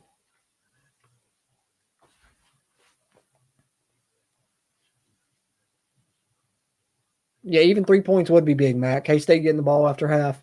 So any type of score here would be big. You also don't want to go 3 and out and give them a chance to add to their lead before halftime. These final 5 minutes right here, very crucial. About to get into what they talk about, the middle 8 of the game. That's usually really crucial, and that's the final 4 minutes of the second quarter and the first 4 minutes of the third quarter. Always a very crucial sequence in football games. And West Virginia got a chance to, make some plays in that right now. Hey, Drum Wolf said get Cole Taylor involved again. I like it. Last time you called for it, he made a nice catch and run. Hopefully you're speaking into existence again, Drum Wolf. Yeah, Matt, this is the 13th consecutive game we've got the ball first to start the game.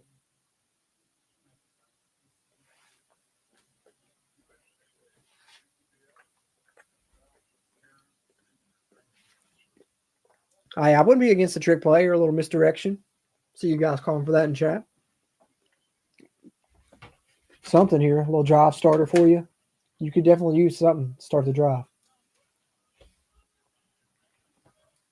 All right, here we are coming back on.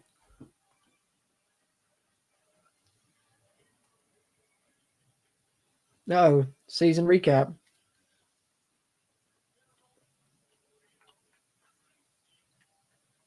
I 0-3 versus undefeated teams. Only 5 takeaways.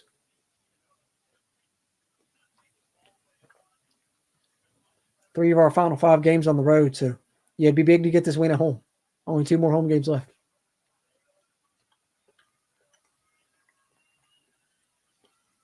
Hand it off. Believe that's CJ. Looks like he got a yard. Be about 2nd and 9.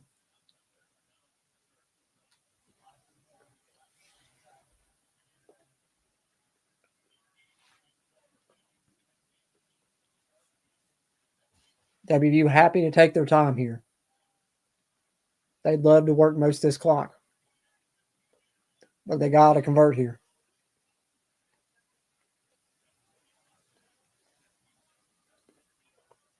Second and 9.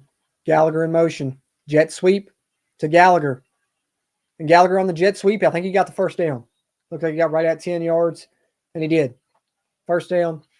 They've showed that motion a couple times this game, but hadn't handed it to him yet. That time they do hand it to him. And shout out to him doing a great job getting around the edge, and shout out to Traylon Davis really setting that edge on the right side and allowing him to get around it and get the first down. So there's about a 10, 11-yard run for Rodney Gallagher on the jet sweep.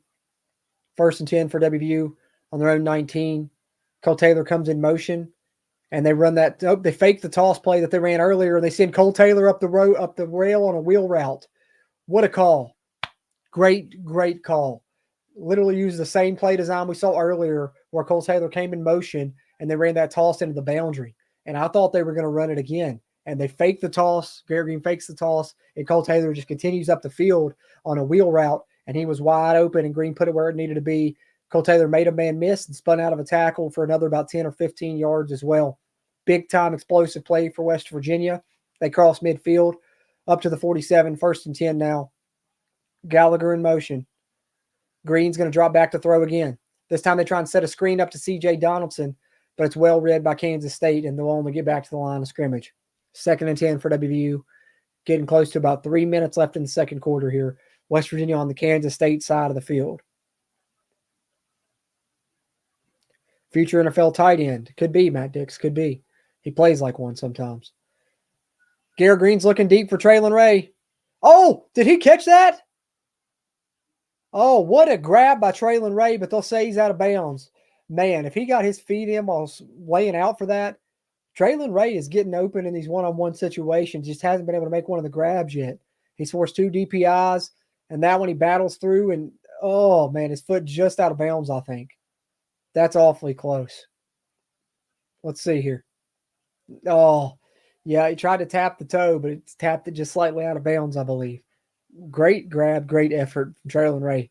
But it'll be 3rd and 10 for WVU on the Kansas State 47. So 3rd and long here again for WVU. Gallagher motions over to put trips on this strong side. And they'll run a quarterback draw with Garrett Green. He bursts through the line, and there's nobody home. Kansas State brought pressure, and once he got through that initial gap, there was no one there. Garrett Green runs for a huge gain down to the Kansas State 25. The quarterback draw perfectly blocked up for Garrett Green to get through the line, utilizes his speed, and then slides down at the 25. West Virginia 1st down on the cusp of the red zone here. Nearing the 2-minute timeout, the 2-minute warning, whatever the hell you want to call it. West Virginia looking to try and tie this game up here in the second quarter, trailing 17-10. Green, well, it looks like to be on his way to his 4th consecutive game with 80-plus yards rushing. He has 79 yards rushing here in the first half. Green drops the throw this time. They get pressure. Green's going to scramble out. He's going to take off. He's going to go for another little run. He's going to get about 6 more yards here. And he's still a little bit limping there coming up at the end of that run, but we have a flag down. I'm telling you, man, penalties have hurt us this game and last game here. And it's holding. It's holding called on Thomas Remack. So it's going to be, 1st and 20. Let's see here. Hands inside right there so far in what they're showing. Are they calling it because he picked him up? I mean, he was literally just dominating him inside. He's so much that he lifted him off the ground. But I don't understand how they called that holding unless they just called it to the wrong person. That's iffy. But it'll be 1st and 20 for WVU. That takes us to the 2-minute warning there. West Virginia down 17-10, just outside the red zone, but a penalty has them in, 1st and a long ways to go to try and get back ahead of the chains here.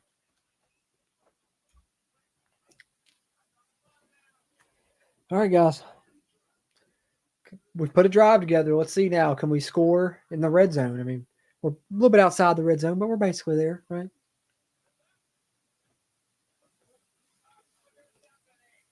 I think it applies.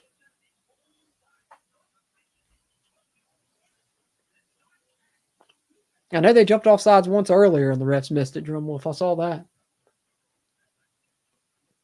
I haven't seen it a lot, but I definitely did see him get caught with it once. And no flag.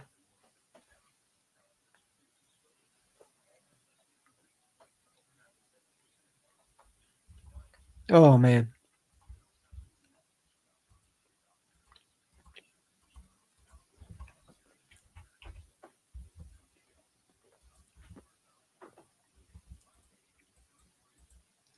But shout out to WVU for showing up and playing better than I think a lot of us expected.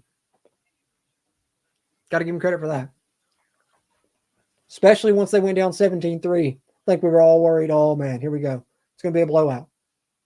Green's thrown 2 interceptions. You haven't passed the ball for even 100 yards. And you're still in this football game. Down a score and driving. So.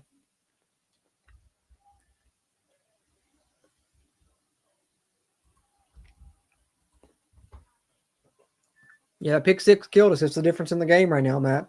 It's the difference in the game. It's it's those little moments. Think about it. A pick six that we threw, and then we gave up the one big passing play that killed us. If not, we could be up 10-3 or at the very least 10-10. Instead, West Virginia trails 17-10 and facing a deficit here near the red zone after a holding penalty.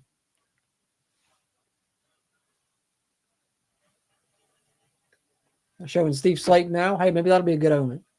Most rushing touchdowns in school history. As the game gets ready to come back on, guys. Hope these 2 minutes go by quick. I got to use the bathroom. I've been trying not to leave y'all hanging. I'm going to try not to as much as possible. Like I said, at halftime, I'll be away for a few, but that's just halftime.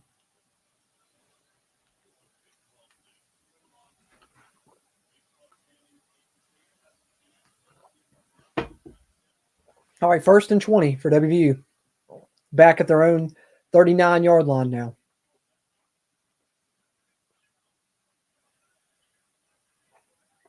They fake the jet sweep to Rodney Gallagher, and Green's outside. Oh. He just took a big hit right there at the sideline after he ran for about 12 yards on 1st and 20. They get a good bit of that back, but man, hard hit Green takes on the sideline. He is getting clobbered in this game. Was he out of bounds? The crowd definitely thinks he was. I'm not sure that he was out of bounds yet. I mean, that's a hard hit, but I don't know if it's a dirty hit. Now, Brown certainly thought it was. It's a hard hit, but he looked like he was still in bounds, man. We're dominating rushing yards, but they're passing the football on us. 2nd and 9. We motion C.J. Donaldson out. Try to set up a screen here to Traylon Ray. And good coverage there by Kansas State. Off the screen, Traylon Ray tackled there by one of the defensive linemen. It only gets about 3 yards. So it'll be 3rd and 6 for WVU. We're coming up on about a little over 60 seconds left until halftime. WVU down 7, right on the cusp of field goal range now. I mean, you're at the 25. On 3rd and 6, they go back to the QB draw again. Oh, Green tackled down hard. Wow, looked like they may have been tackled by his face mask and no call. Now a late flag comes out. Late flag comes out. Let's see if this was face mask. Here's the replay. Oh, yeah. Man, they about turned Garrett Green's head around. It didn't look like they were going to throw the flag there for a while. We've got to go to some different run plays for Green if we're going to use a lot of the run for him than the QB draw. It's getting too predictable. I know Green does a good job of busting through, but that's clear face mask.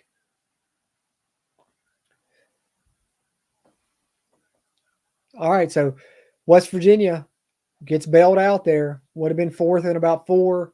Instead, Green's tackled by his face mask, but also if he doesn't grab the face mask, Green might have got the first down. So 1:18 to go. West Virginia has first down in the red zone. Trailing by 7. Looking to tie this up before halftime. Kansas State does get the ball to start the second half. West Virginia is up to the Kansas State 12-yard line now. 1:18 to go.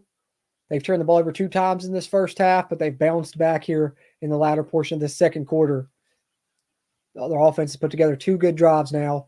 And this one, they'll try and hand it off to C.J. Donaldson, looking to close out the drive. He gets about 4-5 yards there. Should be about 2nd and 6, and you're going to be under a minute to go when you snap this football.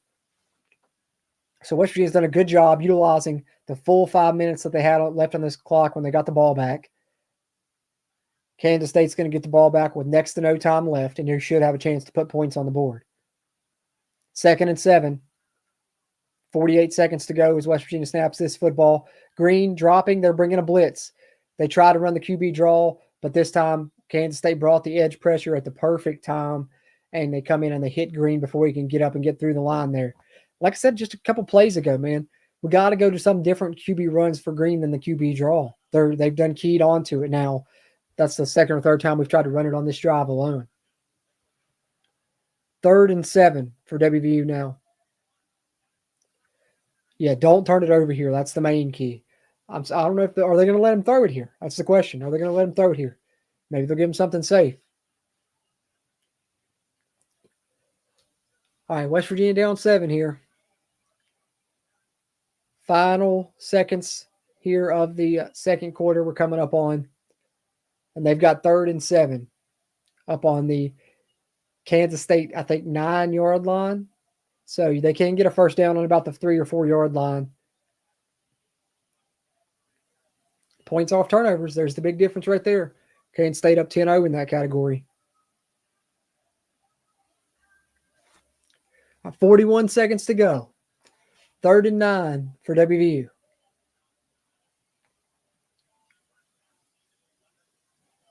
Green not having a great first half throwing the football. So you wonder what they'll do here on 3rd and 9. They've been going to a lot of screens. Would that be something they go to here? I don't think you can go back to the draw. You've gone to the QB draw far too much. I think that they're obviously the play calls, though, that they're not really trusting Green's arm a lot. So I would not be surprised. I'm guessing they may go back to the screen game here. See what happens.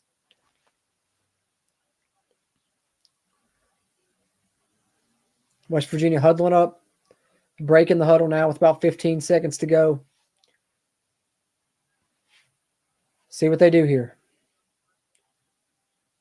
Green with C.J. Donaldson beside of him. Quick check with the sideline. And Green's going to – and there it is, the screen game. Just as I expected, they do go to the screen. They go to Rodney Gallagher, and he comes up about 2 yards short of the marker.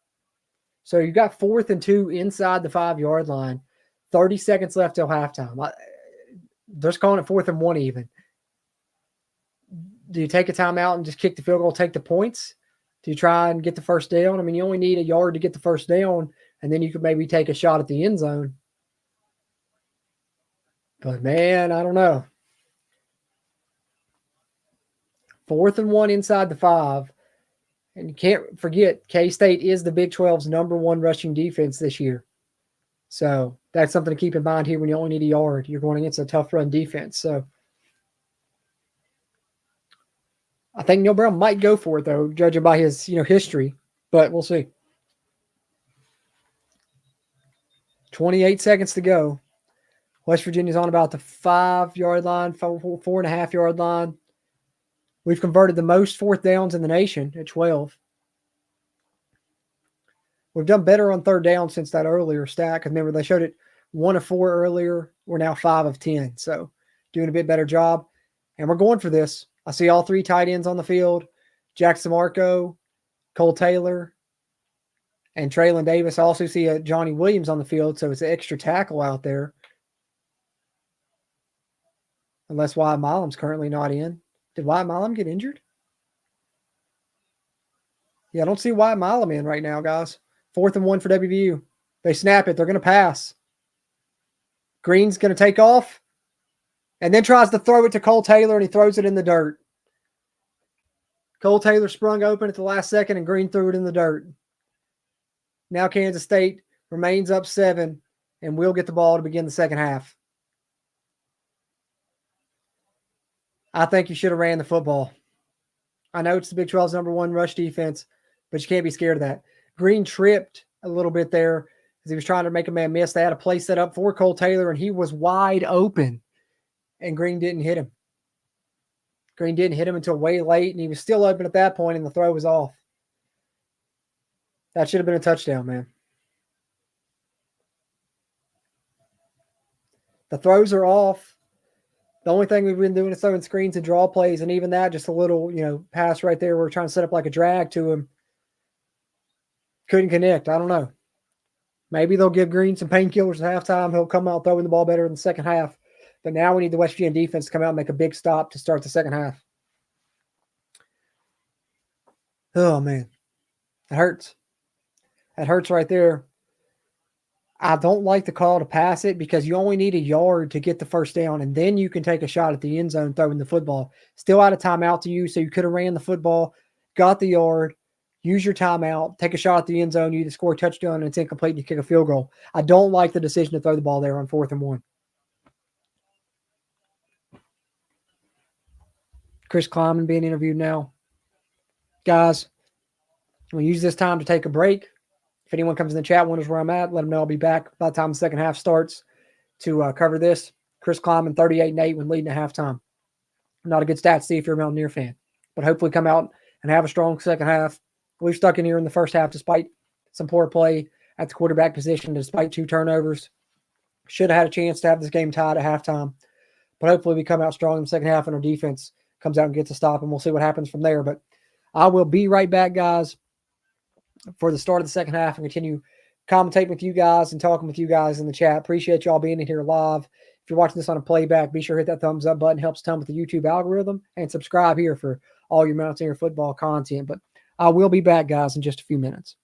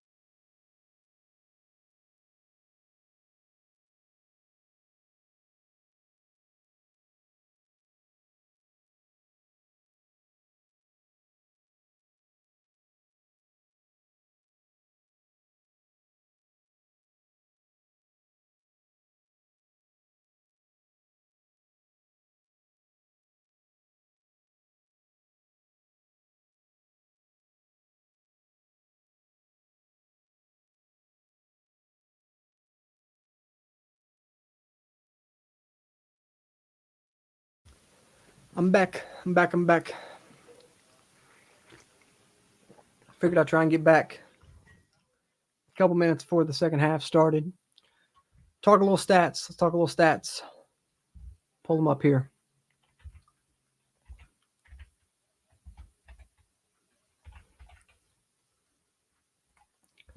Let's see. All right. Hey, what's up, man? Appreciate you hopping in, bro. I think a lot of people are agreeing with you right now, man.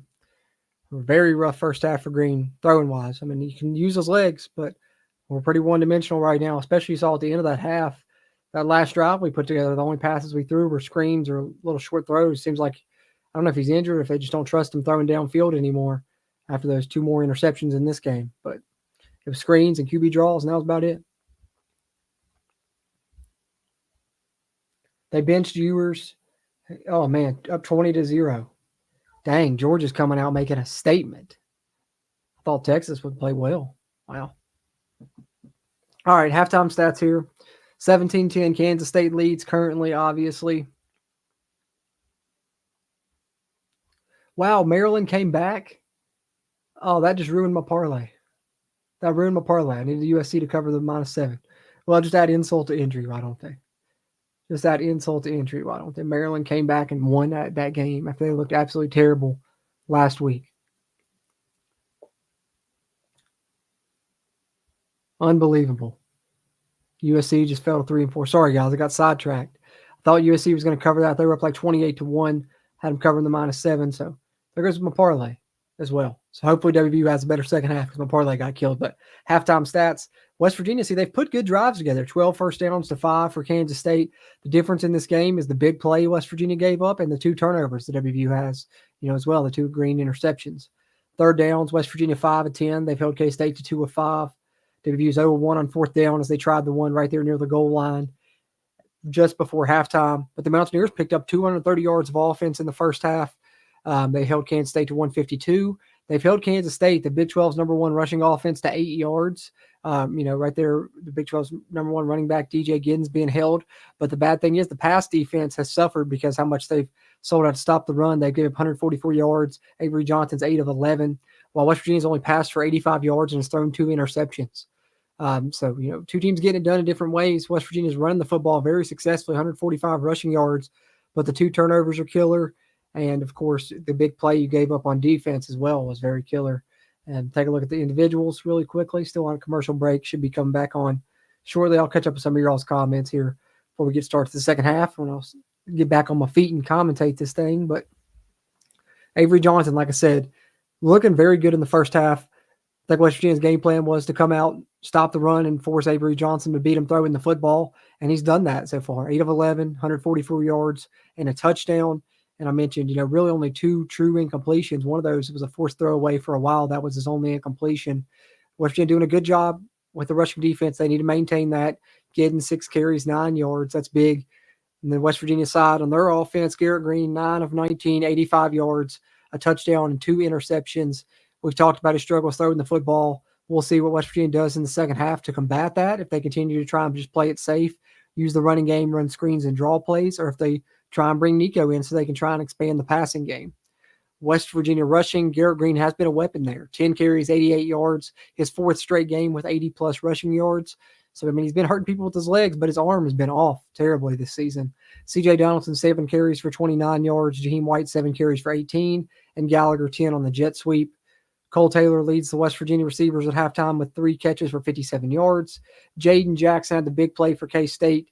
He's got 2 catches for 84 yards after that 60-yard touchdown. And then Keegan Johnson, 2 catches, 35 yards. Defensively, you got 4 tackles for Trotter to lead West Virginia. Got 8 tackles for Romaine to lead Kansas State. And then, of course, you get the interception from Siegel and Fabris there for K-State. So that's where we are, 17-10, team stats, individual stats, getting close to the start of the second half here. UCF messed up JR's parlay. Yeah, USC ruined mine. I thought that I had those covered right there, and all I needed was Florida to win tonight. Then all of a sudden, see at the halftime that Maryland made a hell of a run and came back and won that game. That's incredible. It's incredible.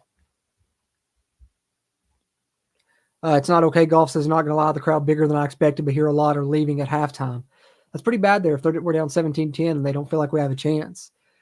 Pretty bad statement there. But I'm glad to hear the crowd was still decent. I knew a lot of people that had tickets that didn't get a chance to go for different reasons, myself included. So I was wondering and still hoping it would be a good turnout. But before we get to start the second half here, I'll still catch up with some of y'all's comments. But I'm going to go ahead and change out my camera battery before it dies here.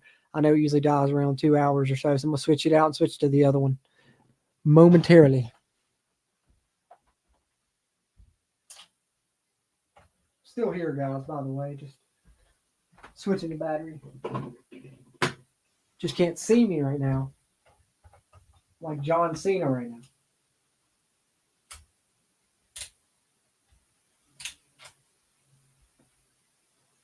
Are we back?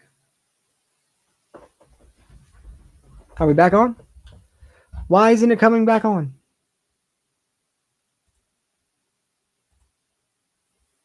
Huh. Interesting.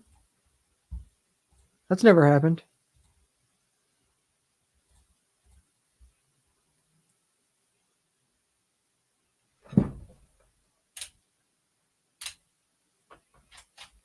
Heard the camera cut on. So it should be, there we are. That was weird. That was weird. Someone in the blue lot blasting Queen having a good time. Oh, if you know, you know. In the Mountaineer Nation, we know what he's talking about. Green done for the night.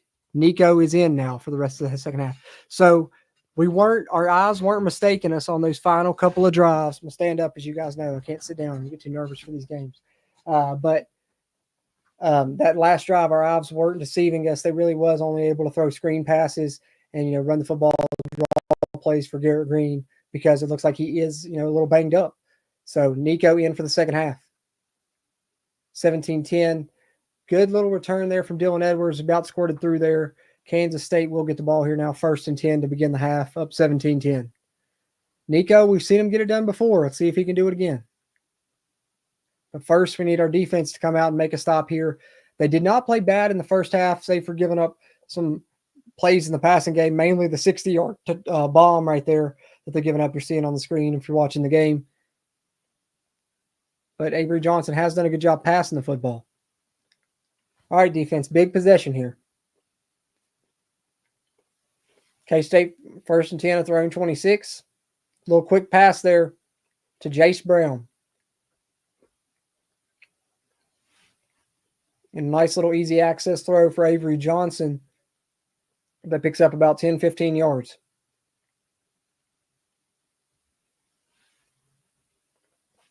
Another fresh set of downs for K-State. And it's a good drive starter for them.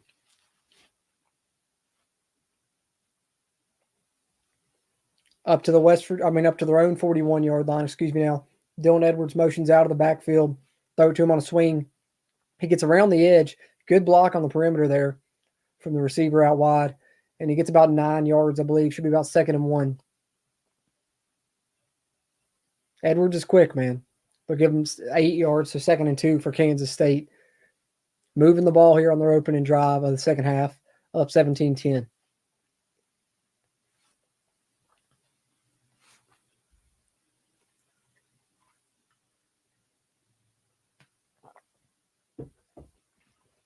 Second and 2, they're going a heavy pistol here. Fullback to the left of Johnson. Giddens in the backfield. They'll give it to Giddens. West Virginia's all over him. He might have lost a yard. 3rd and 3, I believe. Kansas State hasn't been able to get the run game going yet today at all, and they really went heavy there to try and get it going and send it to Giddens. And Trey Lathan coming in making a great hit. Tyron Bradley there to clean it up, and then Garnett Hollis gets in the action there. Swarm tackling from West Virginia. Run defense been great, but they got to maintain that throughout the game, and they can't give up plays in the passing game. I would not be surprised here 3rd and 3 to see K-State go to the air. They've had more success with that this game. Jace Brown in motion, motions over to the other side of the formation. They are going to go to the air, and they're going to throw it right there to Brown, little spot route, right past the sticks, converts it, gets about 5 on 3rd and 3. Kansas State crosses midfield and keeps the drive alive.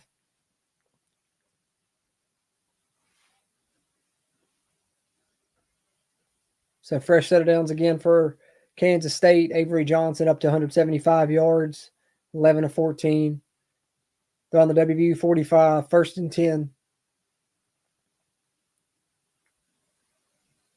They're going to go there again. Johnson's looking. Now throws it. Got a little pressure late and sailed the throw high over his tight end's head. 2nd and 10. Been a while since we've seen an Avery Johnson incomplete pass. Glad that we finally can make that happen again. Was that Mulba coming in providing pressure, I believe? 17-10. Still opening drive of the second half for Kansas State. They got 2nd and 10 on the WVU 45. Been moving the ball here. They're going to try and go back to the run game. Giddens makes one man miss. Ooh, nearly squirts through another one. One of his better runs of the day there. Nets about 5, maybe 6 yards. So 3rd and medium here for Kansas State. They'll call it 3rd and 5. Right at 12 minutes left in the third now.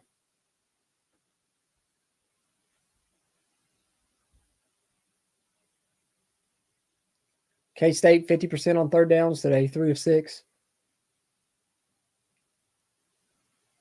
West Virginia got a lot of guys up on the line. Let's see if they bring pressure or not. They will bring them. Kansas State's running the football with Giddens, and West Virginia's all over it. Hey, I think he lost a yard. Hammond Russell in the backfield. KK Tarnu in the backfield. No gain. It's 4th and 5. Let's see what Kansas State chooses to do here. Great job on run defense in this game for West Virginia. Yeah, Matt Dix, that's what I was thinking when I said they ran out here. They may go for it now. Indeed, they are. 4th and 5, and don't blame them. The way they've passed the football, you're taking your chances here. You've been able to get these, end of possession downs, medium yards to go. West Virginia bringing pressure off the edge. It got home. No, Johnson battled through it, and he scrambles out and throws the football for a 1st down. Oh, my gosh, that was a sack right there, and somehow Avery Johnson got out of it. Oh, man. Perfectly timed. Off the edge there came Sean Martin, and Sean Martin had the quarterback in his grasp. A sack on 3rd down, and the lineman helps Avery Johnson break out of that one. Now that I see it on replay, he's pretty much pushing Sean Martin down, and Sean Martin's going for the sack. It's got to be something there, you would think. I don't know. But nonetheless, he gets out of it, completes the pass. 1st and 10 up to the WVU 29-yard line now. And now they give it to Giddens, and now he breaks a good run. Picks up about 7 or 8 yards.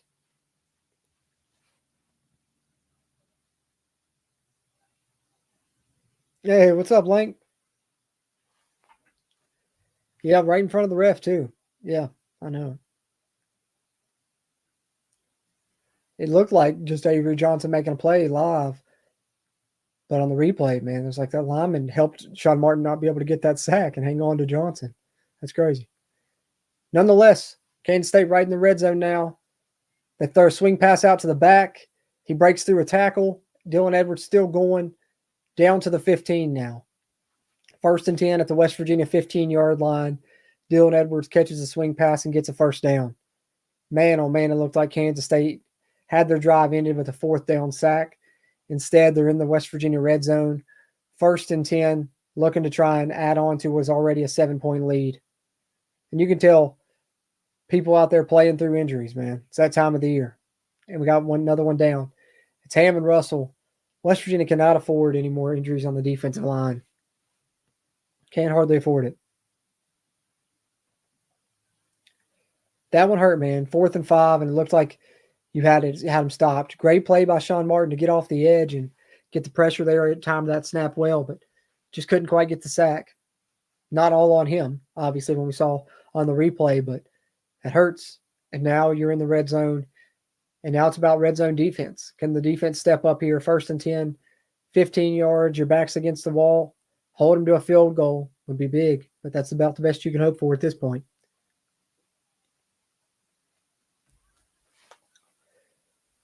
Yeah, I don't know, guys. It's tough right now. Tough.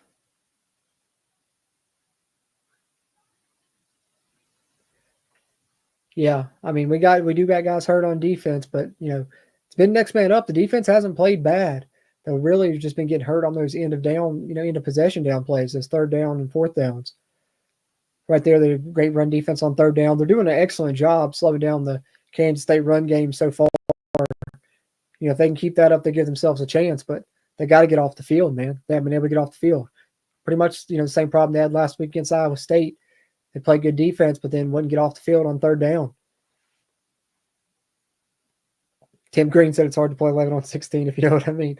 I think a lot of people in the chat are feeling that way, for sure. I don't know how you don't call a hold there when you got a guy that's got the quarterback in his arm for a sack and then he can't make the tackle because the guy, you know, in the offense is pulling him down by the back of his jersey.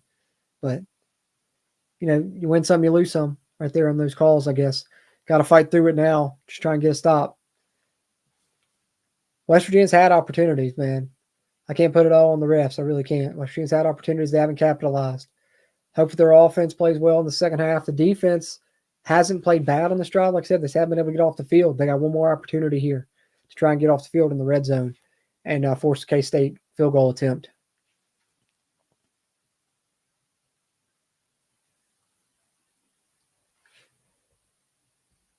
Man.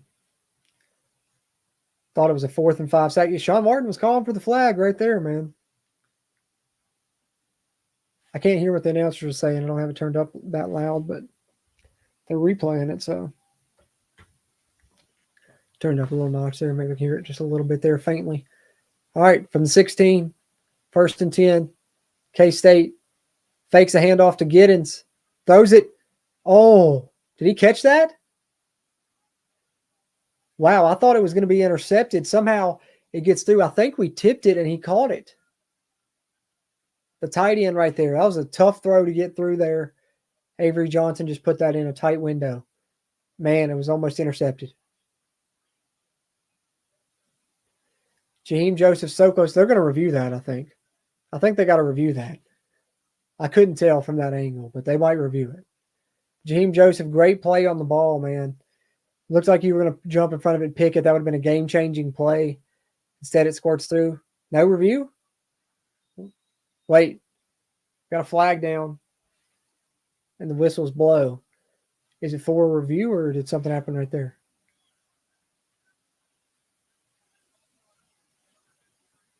False start. I guess that they're saying he caught it cleanly, man. Looked questionable on that first replay, but we didn't get to see it from the reverse angle from behind to really see it fully. All right, man. If WV doesn't put a drive together here, this is the danger zone. And this is especially worrisome with if you're putting in a new quarterback. I know it's not okay. Golf said Green out and Nico in. So, you know, if this is indeed Nico, like we're expecting it to be, ooh, he's put in a tough spot. Yeah, they're not reviewing it. That's a touchdown. 24-10. Kansas State leads West Virginia now. They review a couple opportunities to get off the field. Couldn't make it happen. It looked like they were going to make a play on that ball right there. And somehow, just a perfectly timed throw to get right through there just enough for the touchdown to his tight end, Avery Johnson. 24-10 now. 9 minutes and 30 seconds left in the third quarter here. West Virginia's first drive of the second half coming up. Yeah, this could be it. It's a big driver here for WVU. Very well could be it. Very well could be, guys. Very well could be. I'm nervous, boys. I'm nervous. If we don't put a drive together here, could turn into an ugly second half.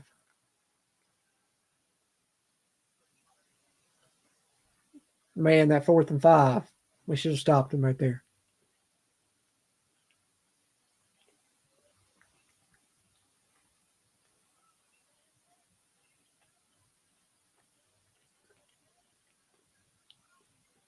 Had a sack in our arms on 4th and 5.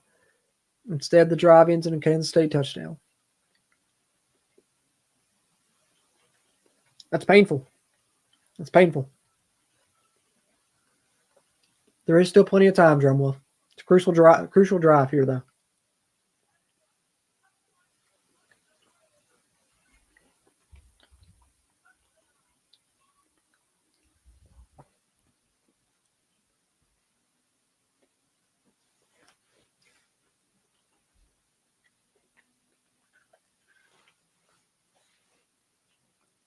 It's the danger zone for West Virginia, guys.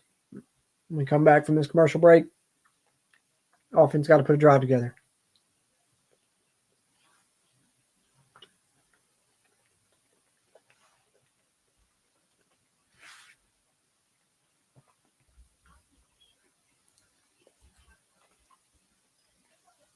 Hey, there you go, Tim. Love the positivity there. Channel member Tim Green.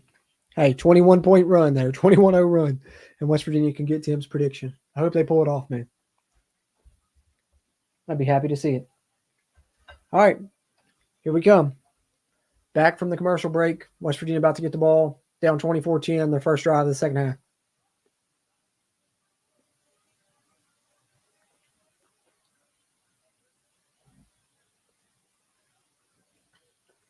Jaheim White, Wyatt Milam, and Garrett Green.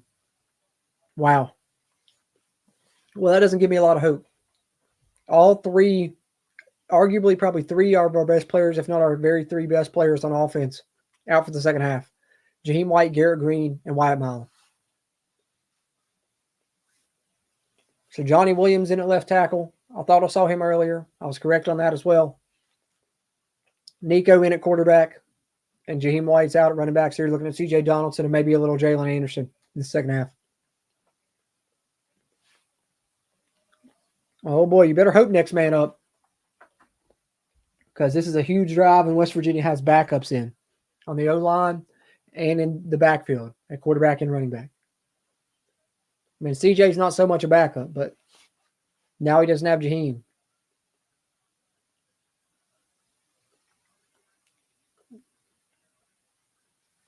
Try and set up a little rollout for Nico. It's not there. Can't get by the man in the backfield. TFL. 2nd and 11 for WVU. Play action pass. Get Nico out on the edge. The man's not there, and he had to take a sack. Smart play by Nico, though. Just get down. Don't turn the ball over.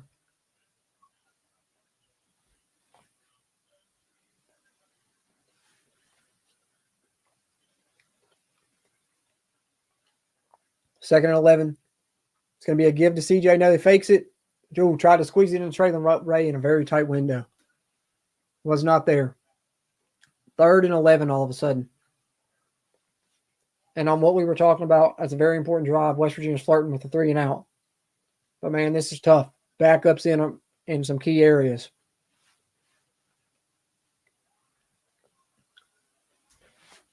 West Virginia going quick. 3rd and 11, Nico drops back.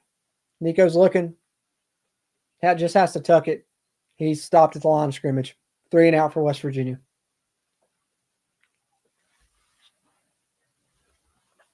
Yep. This might be a bad second half. No Jaheim. No Wyatt Milam.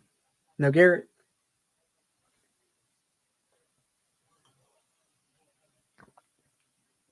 O'Neal was very unhappy about something. Bad time for him to have those bad injuries. His seat's already pretty hot, and now you got stuff like that happening that's going to maybe make this game get ugly. Oh, no. Dylan Edwards on the punt return. Watch out. Good tackle. Good tackle by Ben Cutter. Decent punt return there from Dylan Edwards. So Kansas State gets the ball now, up 24-10. 8 minutes left in the third. West Virginia goes 3 and out.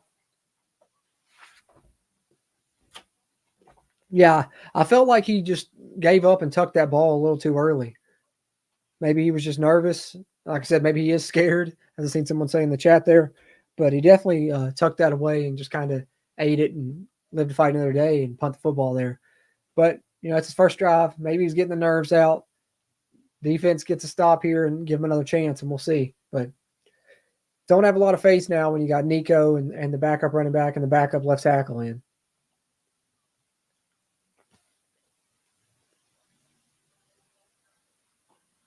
UCF going to upset Iowa State, Jimmy? What's the score?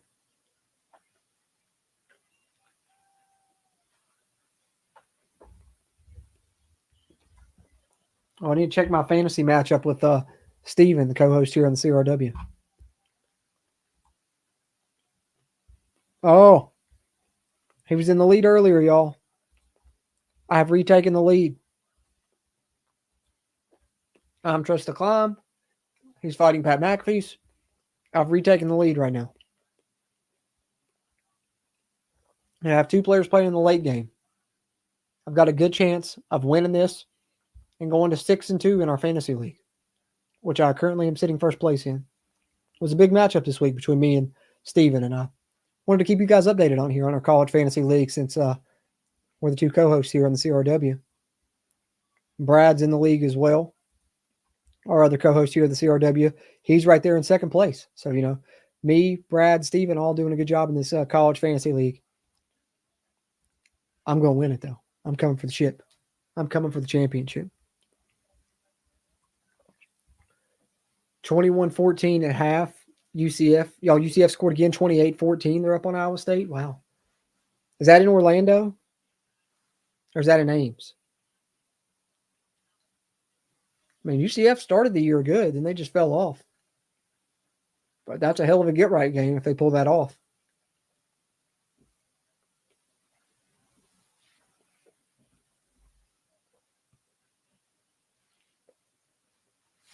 Avery Johnson's impressed me, man. He's looked head and shoulders like a better passer than Garrett Green. Garrett Green may have been injured at some point in this game, but he was way off in comparison.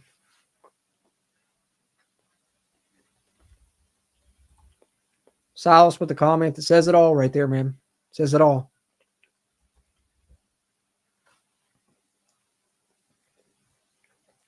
First down, pass play, and a missed tackle, and it's first down for Kansas State. Fresh set of downs. Avery Johnson's over 200 passing yards on the night. 4 incompletions, 2 touchdowns.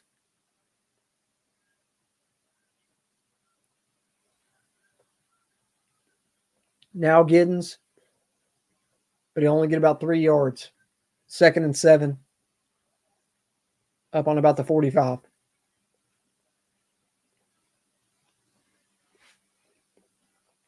Hey, when you're nice like that, you can take selfies in the middle of the game.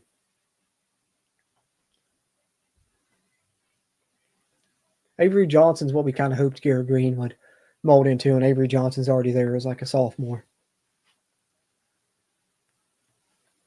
He's good, man. Got to give him his props. I also predicted Kansas State to go 11-1 in my Big 12 predictions. Don't forget that. Oh, Dantes Fagan tried to undercut the deep ball to Jace Brown. He couldn't get to it. Jace Brown couldn't get to it. 3rd and 6. Not bad coverage there from Fagan. And he also had help coming over as well.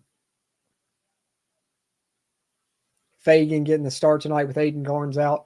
Oh, but Jace Brown should have caught that ball. Fagan, not bad coverage. Missed time to jump, though, and it still dropped to where Jace Brown about caught it. So 3rd and 6. We'll probably see Avery Johnson go back to the air here. They're on their own 46-yard line. 7 minutes left in the third. Yep, Avery Johnson dropping back. Over the middle to the running back, and he's going to go. Touchdown. DJ Giddens to the end zone. It's a 55-yard touchdown pass for Avery Johnson. Just a little angle, halfback angle route, circle route, whatever you want to call it. He beats the man that's on him, and then when he catches the pass in stride and gets upfield, nobody's going to catch DJ Giddens.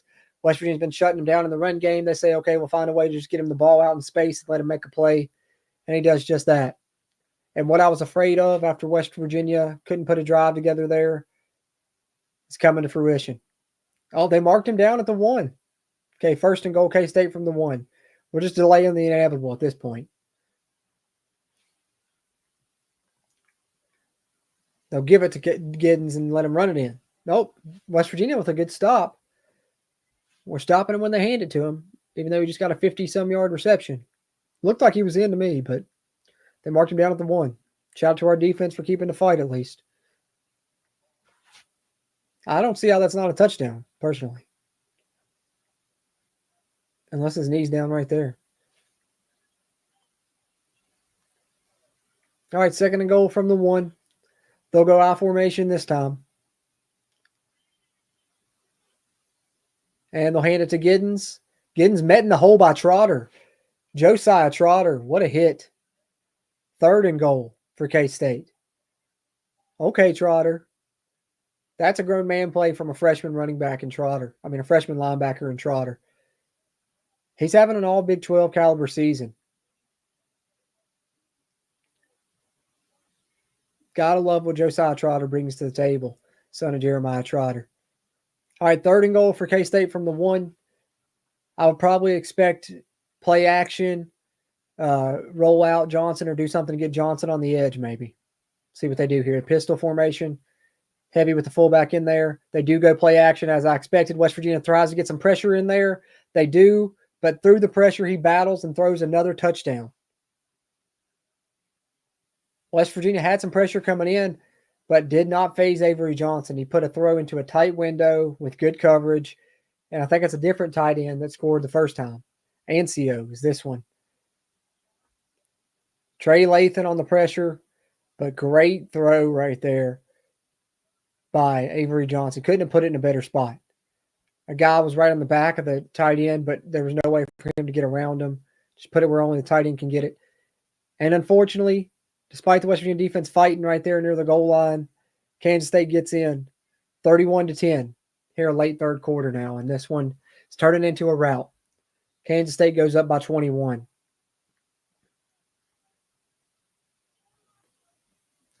Yeah, that was a perfect pass, man. Got to give it to Avery Johnson there. He's looked great today. He's looked great. Even that pass to the running back right there that set up the touchdown, I mean, he hit him in stride perfectly. Avery Johnson's very good. He's very good.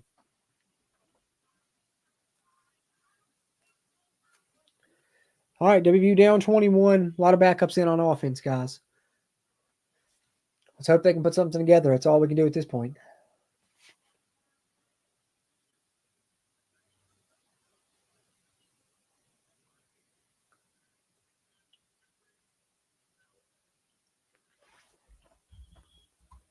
Don't blame you, Pokemon Kid Entertainment. Don't blame you. I think a lot of people are at that point now, especially if we end up getting blown out here. That's why I said it was a terrible time for those injuries to happen on offense when he's already got a hot seat. And now this could turn into a blowout with all the people we have injured out on offense. Terrible timing for him.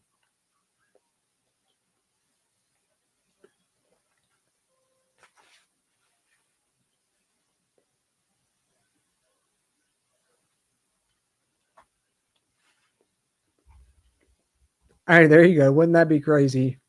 Nico had a crazy game. Turned it around. I like it. It's not okay golf. Not giving up hope. I like it. Yeah. That's exactly what I said to start this second half, especially after we gave up that touchdown early. Put in a terrible spot. And that was before I knew we didn't have Jaheim, didn't have Wyatt Milam as well. So, yeah, it's a tough spot for Nico.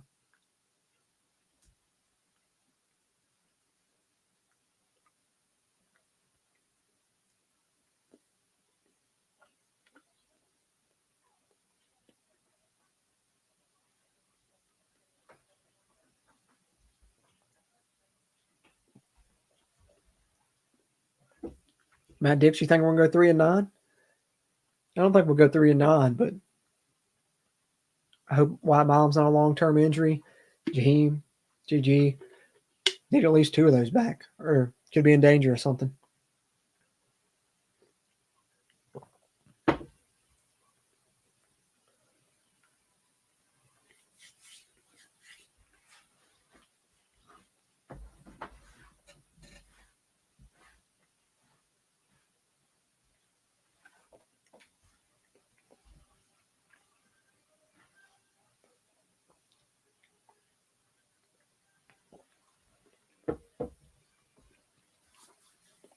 Five and 7 or 6 and 6, Drumwolf says. Yeah, I mean, I would hope we at least still make a bowl game.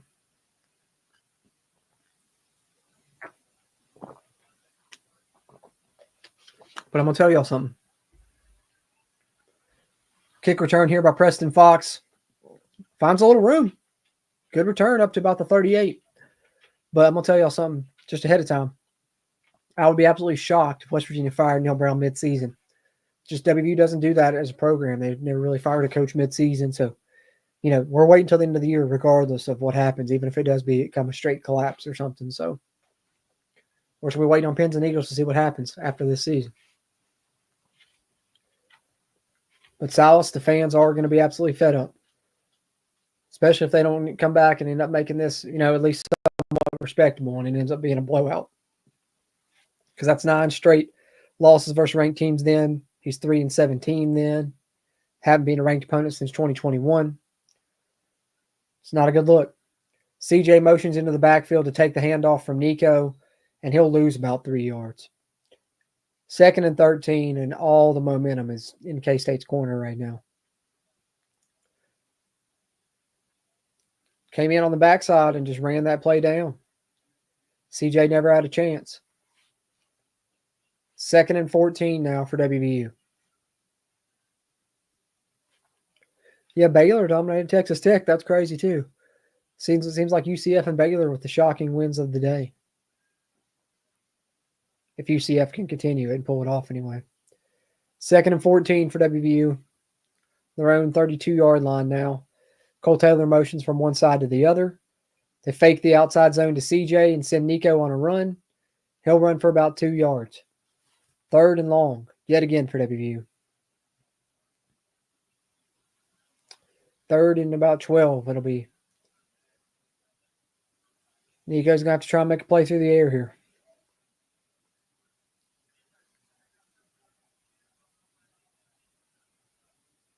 What happened? Got a penalty.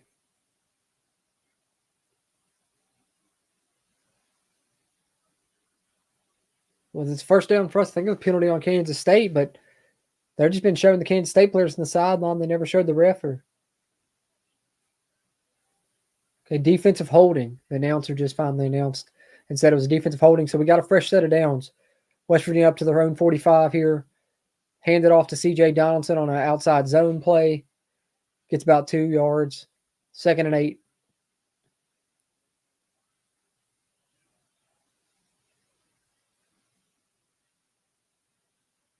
Getting down to about 3 minutes left in the third. West Virginia down 31-10. Needing points and needing them in a hurry. Missing a lot of pieces on offense. After you came into the game with guys out on defense, you've lost guys on offense during the game. Worst case scenario for West Virginia all around right now. Play action for Nico. He's throwing down the field. Good pass on a line and a great catch there by Hudson Clement for the first down. Picks up about 12, 13 yards right there. And West Virginia moves into Kansas State territory. Nico with a great pass there off the play action. Good pocket there for him to step into it as well. Delivered on the comeback throw to Hudson Clement, who went up and made a great grab. Held onto the football, threw the catch while falling on the ground. Nico, 1 of 2 for 12 yards now. It's a 5-wide set for Nico. Cole Taylor motions in. Designed quarterback run for Nico. Kansas State ready for it. He's able to fight through and pull a man to get about a yard or 2 out of it, though. 2nd and 8 for WVU. Just on Kansas State's side of the field there. 2 minutes left in the third. That's a crazy stat for showing now. Plays in opponent's territory. West Virginia has 22 in Kansas State territory, opposed to only 13 that Kansas State has in West Virginia territory in this game. So, as it seemed like in the first half, West Virginia was moving the football, just couldn't capitalize. Too many mistakes. And then now you've got injuries to go along with it. 2nd and 9 for WVU from the K-State 41. Handed off to C.J. Donaldson. He fights through one tackle, falls forward, gets about 4 yards. They're looking at about 3rd and 5 here for WVU.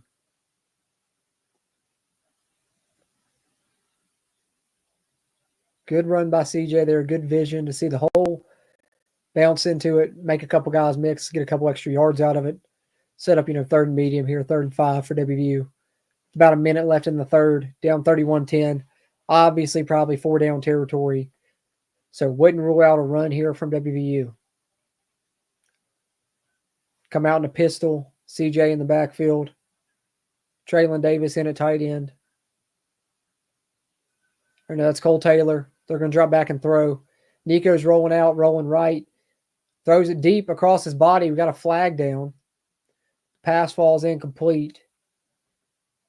See what this flag is.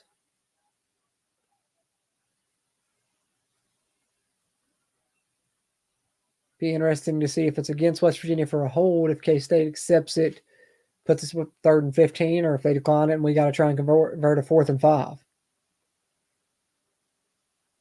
Nico tried to roll out and then hit Hudson on a scramble drill. Wow, it's a roughing the passer call with targeting on Kansas State.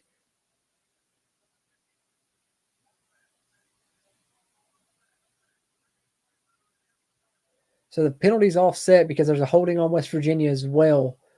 They're reviewing the targeting now. If the targeting's upheld, I wonder if those penalties still offset. Let's see what happens here. Ooh, yeah, that might be a targeting. Nico took a shot right there. That might be a targeting. Ooh. Yeah, Nico, you saw his head snap back a little bit on that hit. He took a shot there.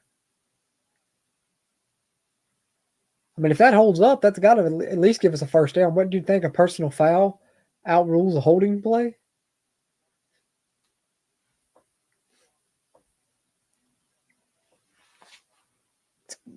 See what the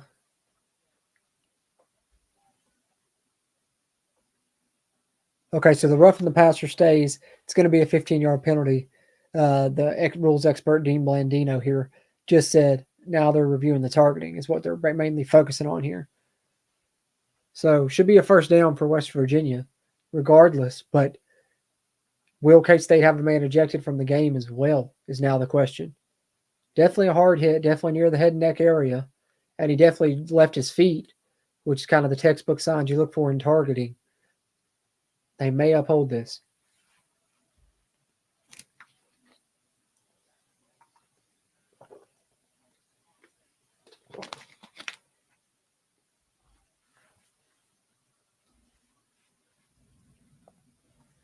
Still feel like this takes too long, man. I don't know who it was that heard that. It might have been Brad Howell at one point. They need to put a shot clock on these reviews for referees, have like a 5-minute timer.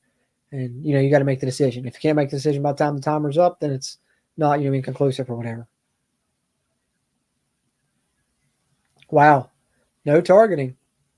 Okay, I was surprised. I thought that they would call that, but they say no targeting. He stays in.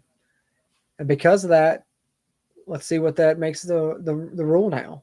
I mean, regardless, West Virginia's going to have a chance to convert, but we just got to see where they're going to be and what they're going to be. Oh, man.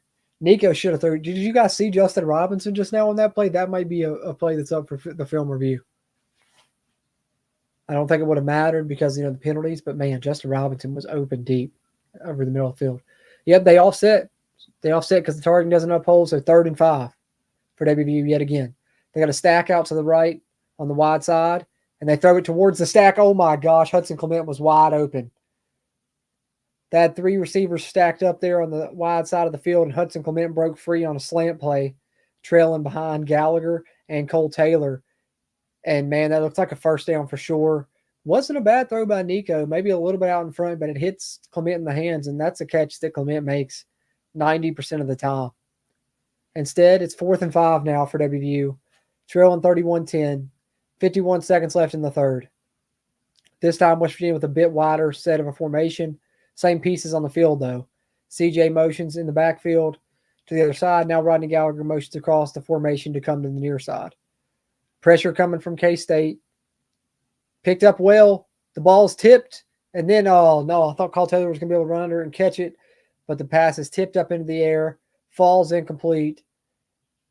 West Virginia's comeback efforts are going to fall short here to make this a 2-score game again. Instead, K-State will get the ball back already leading 31-10. And Cole Taylor was a little bit free there, but Nico couldn't quite squeeze it through that tight window. He had to squeeze it through as he's trying to get it in there.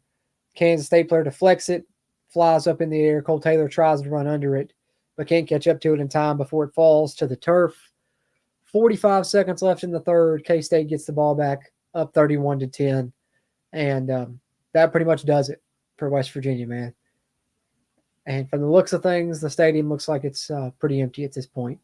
Play action for Avery Johnson. K-State obviously going for the knockout punch here. They pick up about 15 to 18 yards there on a pass to the tight end, Ancio, that caught the touchdown. And Avery Johnson continuing his great passing here. They have 145 passing yards in the third quarter alone. They'll go play action again, looking to throw, and he puts a great pass right there into the corner, just over the outstretched arms of the West Virginia Spur, Tyron Bradley. But his receiver couldn't hold on to that one. 2nd and 10 now, 18 seconds left in the third.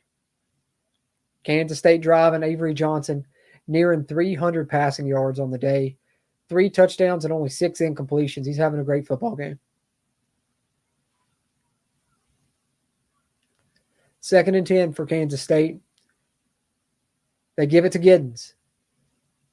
West Virginia clogs the hole pretty well. He'll only get about 3 yards, and that'll probably end the third quarter here. And Kansas State will have about 3rd and 7, maybe 3rd and 8 to begin the fourth quarter. But they're up 31-10, and they may have already sealed the deal here and just trying to pick up first downs and run some clock now and get out of Morgantown with the win and drop West Virginia to 3-4 on the season.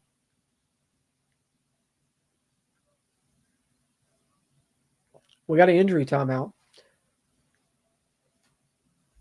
Is that TJ Jackson, who's been playing through an injury already? Looks like heavy tape on the right foot. I'm thinking that might be TJ Jackson that's down. Can't see the number. We have Kansas State player down as well. 54, one of the offensive linemen down for Kansas State. And he's being helped off here, walking off slowly, and that is TJ Jackson that was injured for West Virginia. Hate to hear that. He's battling through, fighting through, and playing in this football game, being super tough. He's been one of the better defensive linemen in the Big 12 and trying to battle through. Just becoming a lot now. I think you got to sit him out for the rest of this game. I mean, honestly, down 21, I probably would have already had him out, but you're trying to fight back. You're trying to battle back into it, I guess. Neil Brown knows this is a big game for him with how hot his seat's gotten. But, man, TJ Jackson, you hate to see that. He goes into the injury tent on the sideline. So does that mean one more play here in the third quarter, I'm guessing? Or do they roll the clock? Okay, they do roll the clock still. So that'll be the end of the third. 31-10. Kansas State up 21 on West Virginia. Heading into the fourth quarter here. Avery Johnson with a big day, nearly 300 yards passing. Ship is sinking like the Titanic. Hey, JDL Drum said just left the stadium with hundreds of other people. Yeah, I thought it looks like people cleared out after that last drive collapse. It looks pretty empty in there now. Didn't get a chance to go this week myself because I got to work early in the morning, but you know, I'm impressed that a lot of people still showed up for this game. I was worried about the attendance, so I'm happy that people came, but I don't blame them for leaving either. You're getting blown out in another game against a ranked team. I know WVU's dealing with injuries on the offensive side here in the second half, but you know, you weren't playing so well in the first half when you had those guys in there with you. You know, you could tell Green was injured. They were afraid to throw downfield when the Diddy threw the 2 interceptions. After that, it was draws, screens, and run plays. So I'm glad they finally admitted that and held him out for the second half. Didn't know about Jaheim White. Saw Johnny Williams in there late first half. Don't know what Wyatt Milam's injury was. Hopefully it's nothing long-term because Wyatt Milam obviously has NFL hopes. But, you know, you put Nico in a super tough spot there, down 24-10 when he came out on the field here in the second half. So hate that for him. You know, he's a guy with a lot of potential, but, man, this really makes Neil Brown's seat super hot, and it couldn't have happened at a worse time. That's one thing I've said earlier when we found out about that, about the injuries, was couldn't happen at a worse time for Neil Brown to have those injuries that probably were going to make this get ugly in the second half. No Garrett Green, no Jaheim White, no Wyatt Milam. The most detrimental of those being Wyatt Milam for sure. So you hate to see that, but now, you know, Neil Brown's in a tough spot, and I'd say his seat is very hot right now. It's very hot. 9 straight late losses versus ranked teams, and this one, it being in a blowout's not going to look good in the history books. Not going to look good in the history books. Anderson, put Anderson in. Drumwolf says he may get in some. He may get in some. We'll see. We'll see what happens. But Kansas State driving. Let's see if the defense can get a stop on a 3rd and 8 here. Obviously, you're not going to have any TJ Jackson here to provide some pressure. Need some other guys to step up. Sean Martin had great pressure on that 4th down. Just couldn't complete the sack. That one ended up hurting.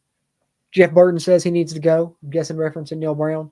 I think a lot of people are probably sharing that sentiment right now.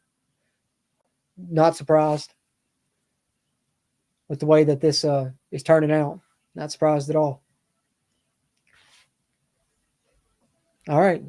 So Kansas State with the ball, up 31-10 to start the fourth quarter, facing a 3rd and 8. Looks like they will drop West Virginia to 3-4 in the season and probably move to 6-1 themselves.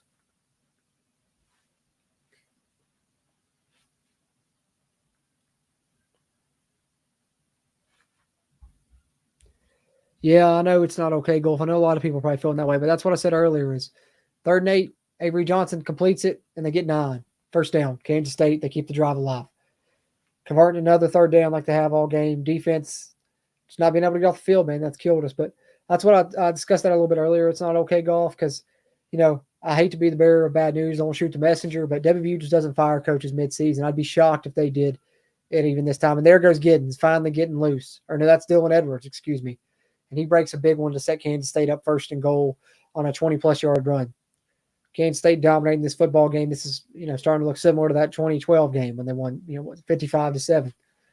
But WVU just doesn't fire coaches midseason. They've never really done it. So we're going to have to sit through the rest of this season and just bear it out regardless, and then we'll see what happens at the end of the year. But I'd be shocked if anything happened midseason. But I agree that everybody's probably feeling that way. It's not okay golf. Michael, I'm not too sure of it. Right now I'm leaning in the fact that he'll probably be back unless we end up going there like a full 3-9 or something. Then maybe they'd go ahead and do it.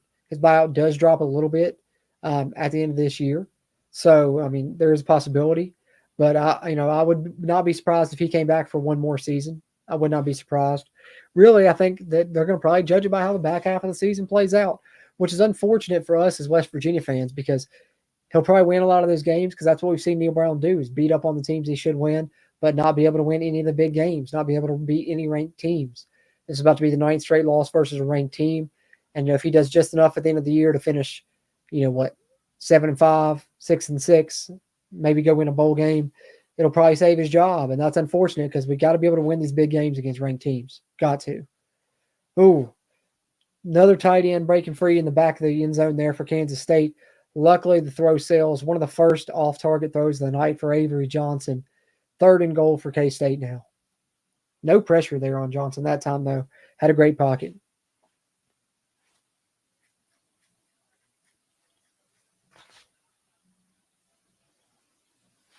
All right, 3rd and goal for K-State. Looking to extend this to a 4-score game. Whether it's with a touchdown here or a field goal after this. But I'm sure they're still going for the end zone here. 3rd and goal from the 7. Avery Johnson in the shotgun. Giddens to his right. Giddens comes out in a wheel route. He's throwing it to the corner of the end zone. Incomplete, but there's a flag down. Oh, my gosh. They're going to call Jaheim Joseph for pass interference here, I believe. Looks like an uncatchable pass to me. But it'll be first and goal, K-State. And they'll be going up 38-10 now.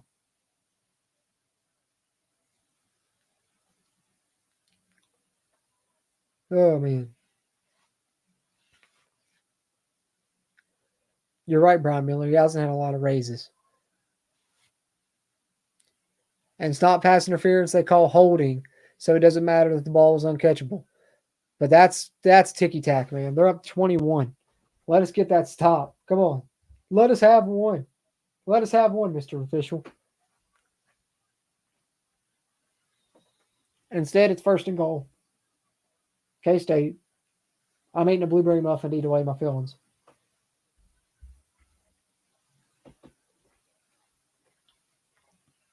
First and goal. Handoff to Giddens. Powers, up to the goal line. Looks like he's a little bit short.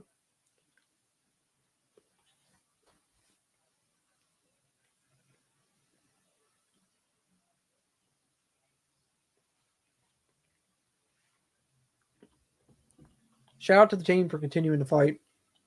2nd and goal from the 1.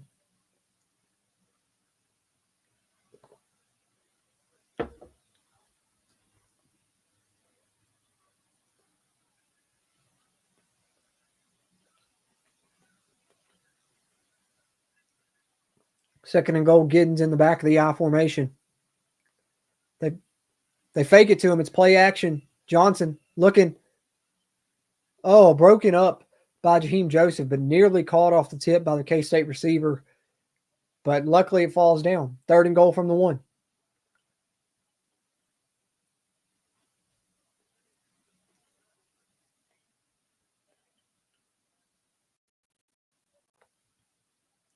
That's just the way the ball's bounced for West Virginia tonight. I wouldn't be surprised if that guy caught that off the tip.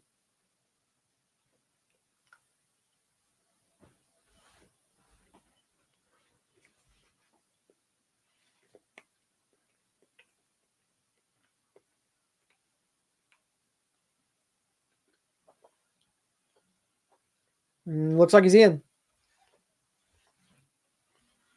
DJ Giddens runs in a touchdown, finally gets into the end zone in this football game. K-State punches in a rushing touchdown to go up 38-10.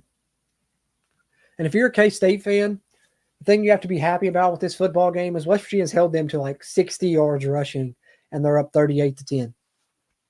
But that's credit to their defense, playing well and forcing turnovers, and credit to Avery Johnson, who's throwing for nearly 300 yards on the night.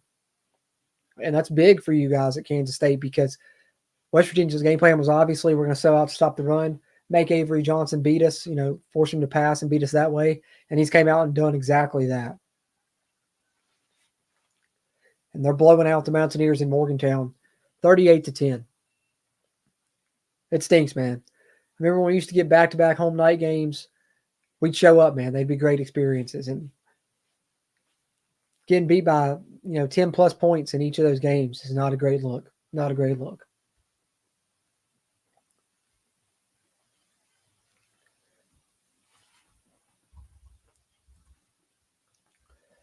Can't say I disagree, Silas. Can't say I disagree. We did used to score at least. It's unfortunate. It's unfortunate. Well, you guys know when it's over, it's over. So I may as well have a little seat now. I may as well take a seat.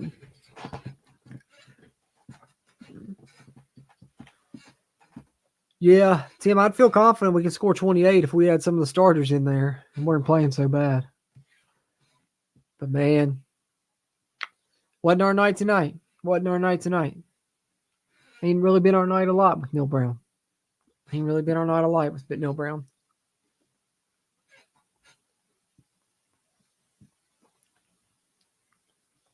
Iowa State came back on UCF. I had a feeling that one wasn't over.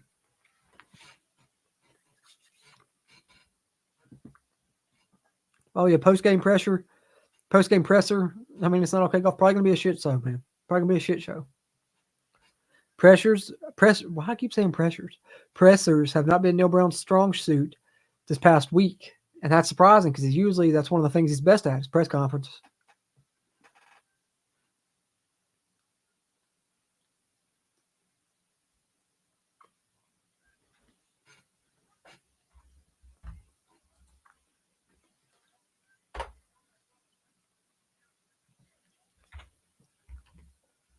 Check some scores here.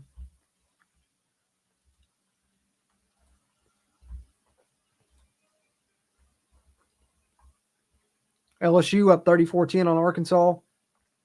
Yeah, Iowa State 27, UCF 28. They got 51 seconds left in the third, so should be able to catch the end of that after our game. Georgia dominating Texas 23-8. Still got one more game kicking off too, don't we? In the Big 12, I believe. Think that we do anyway.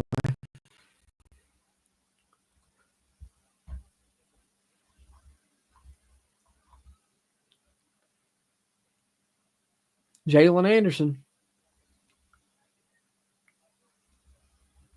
What is the late game? Yeah, TCU and Utah kicking off here in about 10 minutes. But yeah, man. I see a lot of you guys in the chat talking about Neil Brown, hot seat and everything. And I can't say I disagree at this point, man. I've been one of his most staunch defenders. I've been a trust the climb guy since day one. But I mentioned it on the preview show for this game. He was 3-16 versus top 25 coming into this game, about to be 3-17. We had lost 8 straight, about to be 9 straight games versus ranked teams. And we haven't beaten a ranked team in 3 years since 2021. Those are tough stats to overcome. And back-to-back night games at home, something you've clamored for and requested. You get them, and you get absolutely destroyed in both of them. You lose by 12 to Iowa State. You're going to lose by 20-plus in this one. So, 30-plus points you've lost by. And your 2 big home night games. How could you not think that he might be on the hot seat at this point? How could you not think it? Especially after they put themselves into this position by saying this was, their best team in the offseason and preseason leading up to this. That's what really did themselves harm, was talking this up and getting all these high expectations for themselves. 2nd and 10, handoff to CJ, gets about 2 yards, but it looks like Kansas State may have been called for offsides.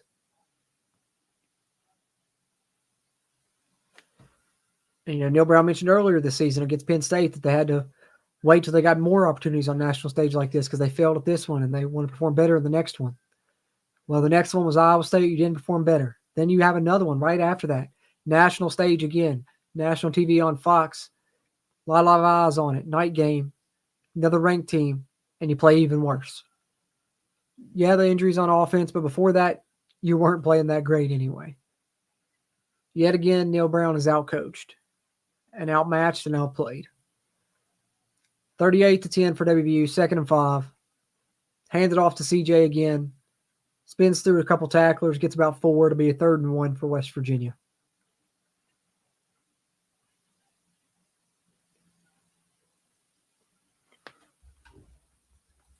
Exactly, 4 straight.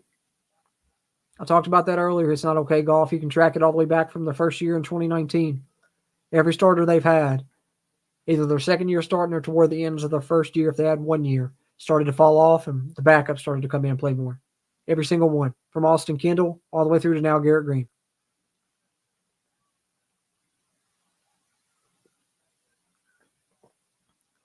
Nico fakes it on the read option, keeps it himself. Looks like they spotted him short of the first down. Looked like he had it, but the spot looks like it might be a little short.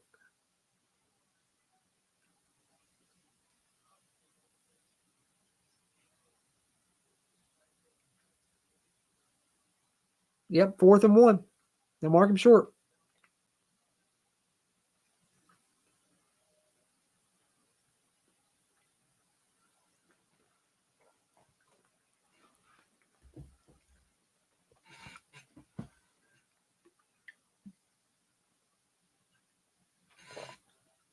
Fourth and 1. Under center they go. They hand it to CJ. He bounces off a man. Gets a first down, but we got a flag down in the defensive backfield on a short yardage play. Weird place for a flag to come in, but if it's coming from the judge back there looking ahead on the play in the line, could be a holding.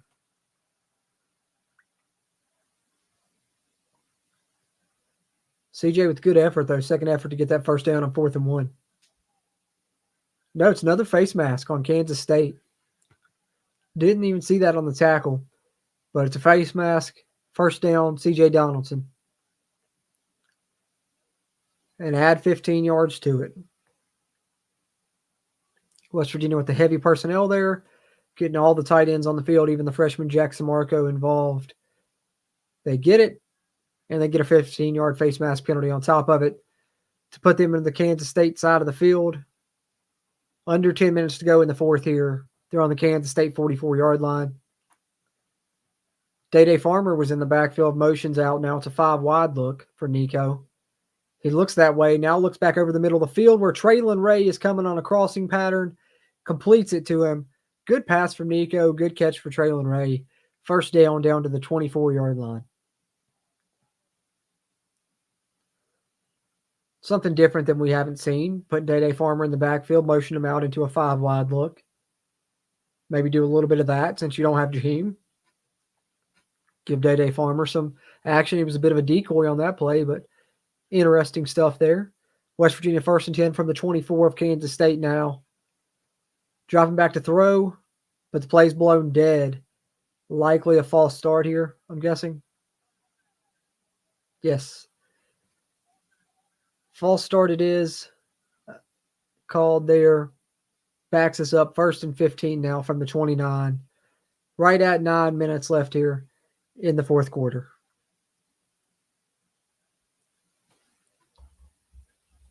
Brush and flush the brown, skid mark. Who was it? Silas? I think Silas said flush the brown out of Morgantown earlier. So that's going to become the new phrase, flush the brown, I think. All right, 1st and 15 for WVU from the K-State 29. Cole Taylor in motion. Motion's up the field. And they throw it to him there about 5 yards down the field. Get back to about the original line of scrimmage. Be about 2nd and 10, 2nd and 11. We got another flag down on the play.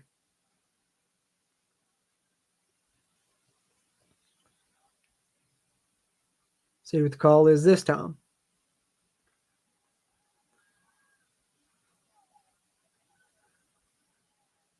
Roughing the passer on Kansas State again. It's the second one of those they've had this half as well. It's because they got him in the head and neck area. Can't do it. Can't do it in today's football. They call it all the time. All right, another first down for West Virginia. Bailed out again. Under 9 minutes left in the fourth. Be nice to see Nico put in a touchdown drive, man. Like I said, he was put into a tough spot. But would be nice to see him recover and put together a scoring drive. Maybe give him some confidence moving forward, especially if he's going to have to play to close out this season. Nico, play action, and he's got a touchdown. He did just that. Touchdown to Traylon Ray. Good throw, Nico.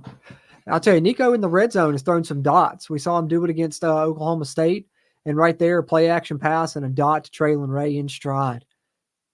He throws those, tight passes and tight windows a lot better than Garrett. That is the one thing he gives you. You lose a little bit of the explosiveness in the run game. Nico can be a factor in the run game, but he's not as quick, not going to break the 60-yard touchdown run like Garrett Green can. But you do gain a little bit in the passing game. He's a bit better passer, is the other side of the coin there. It's a bit of give and take there. But Nico looks so much better this season than he did last year. And I think he's fully capable of, moving the football and scoring points. Obviously, this game's out of reach, but nice to see him still battling and playing well. West Virginia's going to go for 2, make this a 20-point game. Kansas State takes a timeout as West Virginia was setting up to go for it.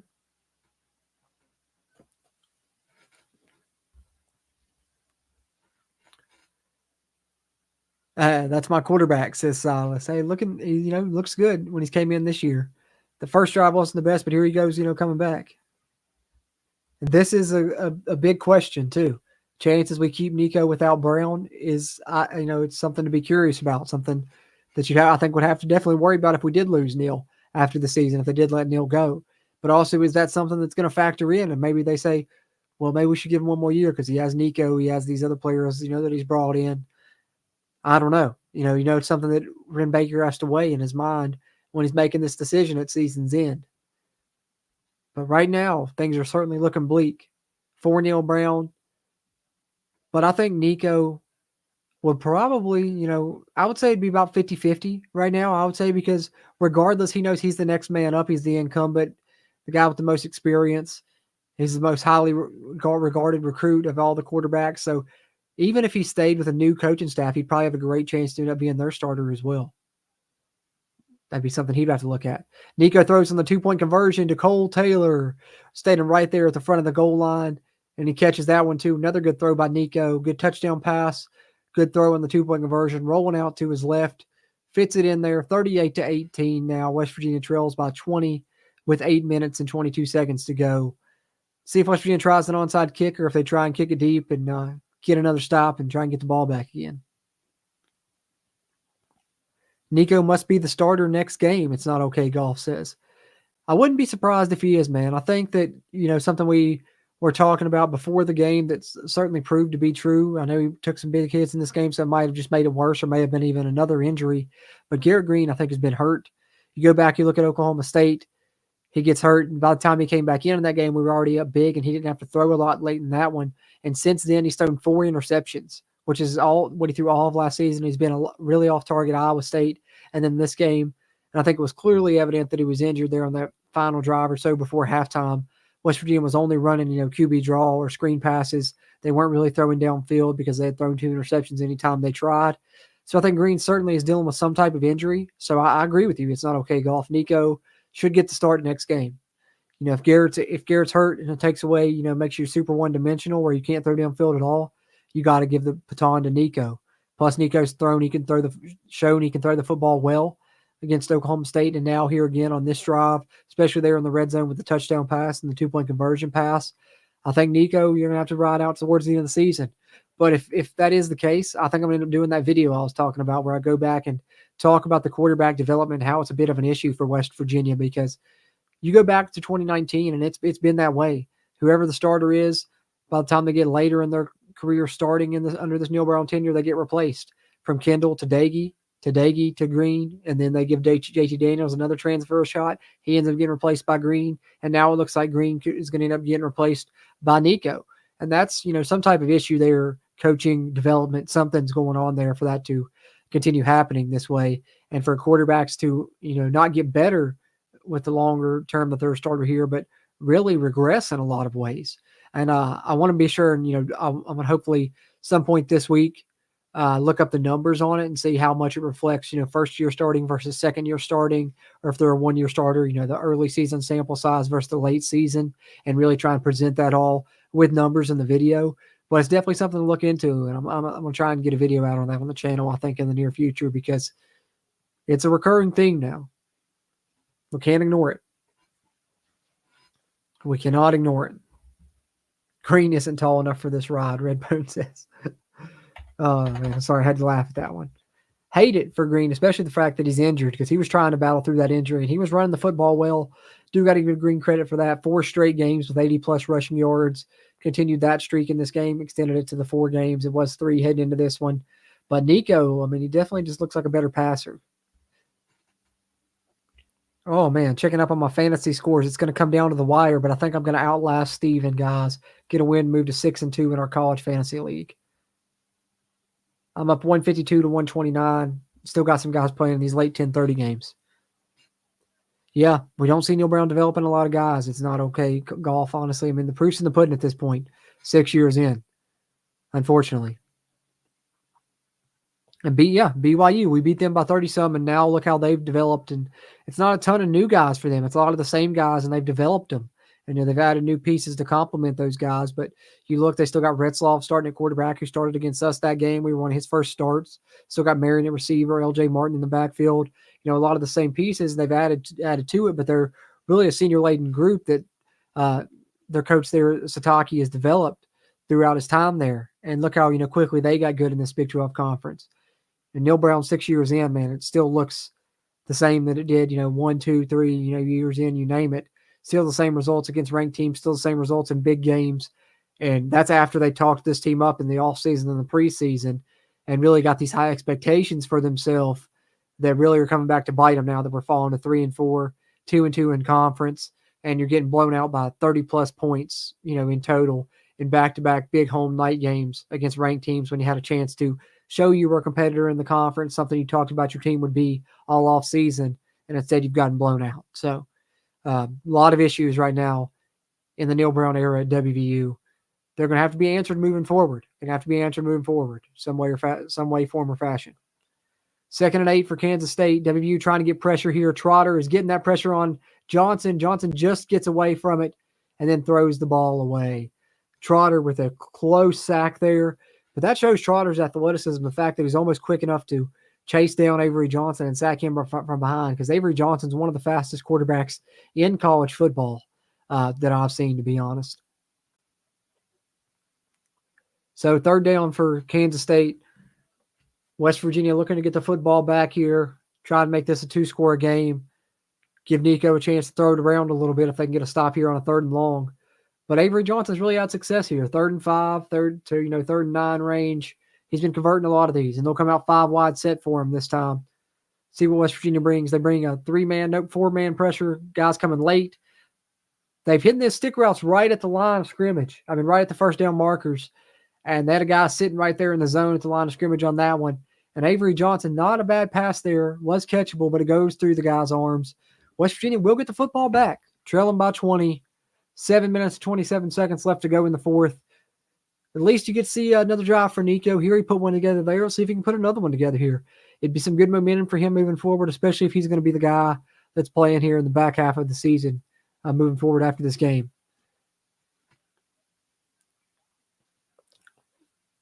Preston Fox fields the punt and doesn't fair catch it, despite guys bearing down on him. He gets hit pretty hard there.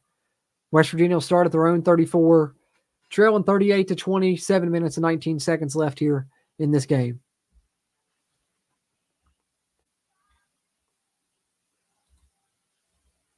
That'd be nice. I mean, something. I don't know what the disconnect is either.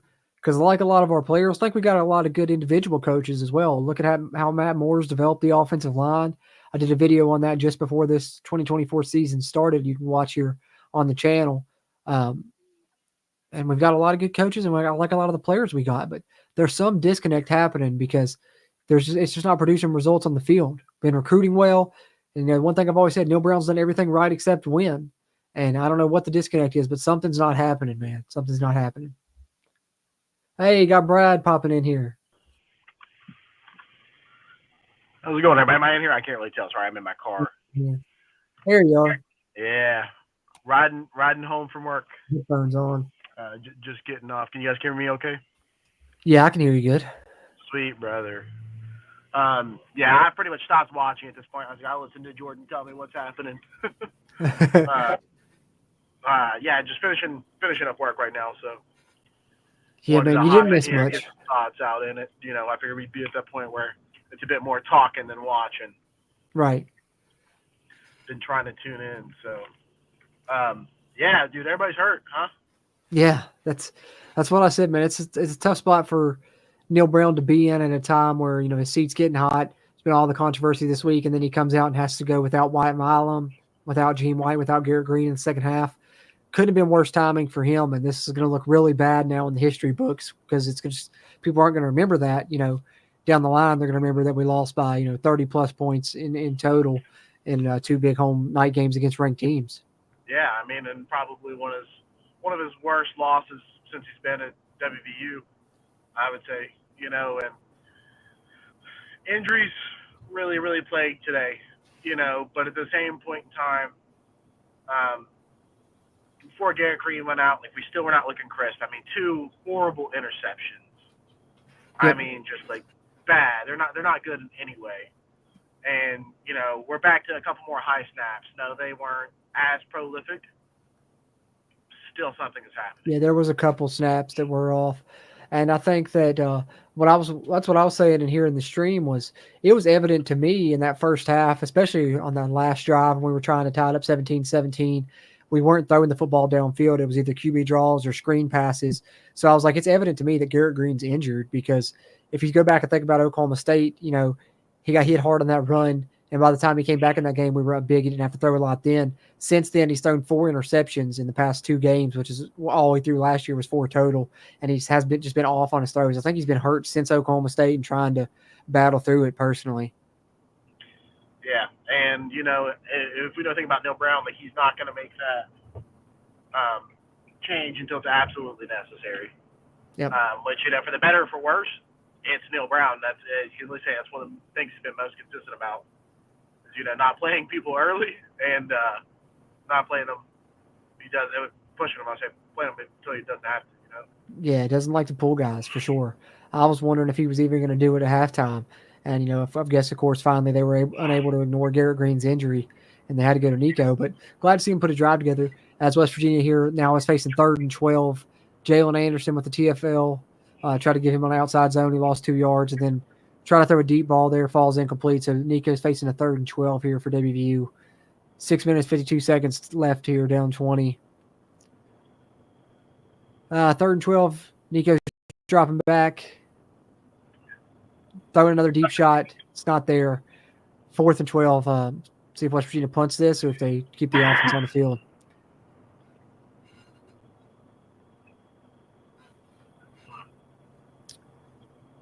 It's a rough night, man. Rough night, rough time to be a Mountaineer right now, bro. Yeah. And, you talk about injuries plaguing the team. You wouldn't be in the spot you're in if you didn't have a slip up earlier in the week. And whether it's what you meant to say or not, whether they want to defend you to the death or not, it happened. And it definitely soured the fan base to the point where, you had still people cheering for you to win. not so much people cheering for you to lose. And I feel like that kind of turned that mentality a little bit on Monday. I think we're still with Neil Brown through the end of the season. And at this point, he's got to win out. Like, I don't think you can go the rest of the season and probably lose a game without really coming into question. I think he's got to at least make a bowl game, I think, at the very least, for it to even be a conversation for Wren Baker to want to keep him. I think if we don't make a bowl game, I think Wren Baker has to, make that decision at the end of the season. But I agree with you. I think it's going to be at the end of the year that the decision is made. And the worst part about it, something that we talked about on the show this week, DJ Giddens only 32 yards rushing. West Virginia's done a good job with rushing defense is the sad part for one. But the worst part about this, I think, is the timing in which it's happening, that West Virginia is, collapsing like this, and we're learning that, our coach may not be the best thing for us moving forward after we can't win big games, because after this year, West Virginia's going to have to pay, the players. You get the revenue sharing. You're going to have to come up with like $20 million to pay the players. So you have that already, with the university that's struggling monetarily. And now you're looking at maybe having to fire a coach, pay his buyout, pay the buyout of a new coaching staff, and pay for a new coaching staff you're trying to bring in. So it's a really bad spot for Wren Baker to have to be in and maybe make this decision at the end of the year for West Virginia. But definitely, you can't deny that the seat's really hot right now. You can't deny it. Yeah, 100%. I think that it has every right to be hot. I don't know if Wren Baker's necessarily in a tough position because, to be quite honest, I think that if Neil Brown comes out, like you said, doesn't make a bowl game this year, I think that there's some definite movement on it for sure. Money be damned or not. I think that they'll really try to make something happen. But it seems like you're going to be tied into it for at least a year, and you can kind of scapegoat it to that. You can say it's an extension, but really that extension is probably going to help us out more than hurt us in the long run, even if we wanted to part at the end of the season. And so I think that Wren knows that he's got a little bit of time on side. I think he wanted Neil Brown to work. I think everybody wanted Neil Brown to work. But I think that I'm now harking back to a lot of the feelings that I was having under Dana Holgorsen in like year 8, right? Where I'm like, okay, we had our shining years, and now we've not produced anything in a while, right? And it just seems like Dana Holgorsen can't get over that hump, 8-5, or 8-4, hump. He just can never really push that limit. He got his year with Will Greer, and I almost feel like we're in that same point here. You've got a quarterback that you have literally grown since day one. From your day one, not even his day. Yep. And you've got still a stout offensive line that you've had time to develop over years. Your offensive line they're all seniors and juniors. You've had them in your program for years. If this isn't your best chance at it, I really hardly doubt next year is going to be, unless you absolutely spark something phenomenal in a group of young men and make them believe that they're the ones. But I don't know what you have to point to now to show that you could ever take a group of young men at this level to a height, other than 9-4. Yeah. Yeah. I agree, man. I agree. I think that, like you said, the noise is going to be so loud, especially if West Virginia gets to the point where they don't make a bowl game, or it's only, even 6-6, the noise may still be loud, because you look how loud everything was this week just leading up to this game, and now this is what you come out with is the blowout. And if West Virginia doesn't find a way to win some of these games down the stretch, I think the noise from the fans base is going to be too loud that Wren Baker is going to have to make that decision. And also, I think if you're looking at it from his perspective, he's like, I can cut ties, get the fan base, to be happy with me. And then also that gives me a chance to bring in a guy that I hire that is the guy that finally turns it around for West Virginia and gets them back to, winning football. And it would really be, a big check mark in his corner to prove how good of an AD he is, because all his other hires he's made have been good, especially if his basketball hire turns out good and his football hire here as well. How big does that basketball hire loom now this year coming up? Yeah. Exactly. So, Wren Baker may want to at the end of the day, if he's seeing performances like this and think he can bring in his guy that he hires and that guy be the person that turned West Virginia around. You never know. I know he likes Neil Brown a lot, but he knows that winning at West Virginia is more important than anything. I think he realizes that. Yeah, and I think that if anything, he's been blessed to see what we need culturally. But, you know, coming back to Neil Brown in this game that we're ending right now as we speak, you know, coming down. I don't know how much time's left. We got just under 6 minutes. WVU just got the ball back. DJ Giddens broke another touchdown run. It's 45-18. Oh, yeah, so down even more now. Rough night, man. Can't even catch a break in the end. Going to end up giving up 50 at home. Tough. Defense is just absolutely, they look wore out. But coming back to Neil Brown, even, I think halfway through the third quarter is when I really started to hit that wall of feelings. Like I said, with Dana Holgorsen, because I was a massive Dana Holgorsen supporter, which, you know, maybe I'm just showing my ignorance in coaches and just, you know, my true blind loyalty to the West Virginia program that I'll just wholesale on anything that we have just to support the team. Yeah. But, I mean, you know, I'm the same I was way. a big supporter of Dana Holgorsen until he left my program. And I was like, oh, we're so much better without him. And I don't think that I would ever have the same feelings about Neil Brown that I did about Dana Holgorsen, because I can at least say this is a man that came in here and cared about my program. He may not have been able to win, but he definitely cared. Yeah. And Dana Holgorsen did. And it's going to be in a much better spot if and when West Virginia does move on from him as well, because absolutely, you know, he's done a good job with everything else except winning. The recruiting's been good and stuff. So I mean, as long as people don't, you know, wholesale transfer out and stuff, I think you have a decent foundation for a new coach to come in. And we've seen it can be done, you know, in a year or two. Look at some of these programs that are doing it now. Look at Indiana with Kurt Signetti. You know, look here at BYU, their second year in the Big 12, what they're doing. It can be done. Yeah, we got to win big games, man. The last time I was thinking about it today before this game, the last time West Virginia won a big game, you know, that I would consider, you know, a true, you know, big one, whether it was first ranked or you beating a ranked opponent, you know, in an actual game that ended up mattering within the scheme of the conference race was really 2018 Texas. That was the last one I could think of. Wow.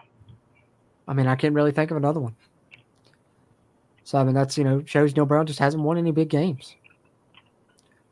4th and 2 for WVU. It's a QB draw for Nico on the designed run. He falls forward for the first down, I believe.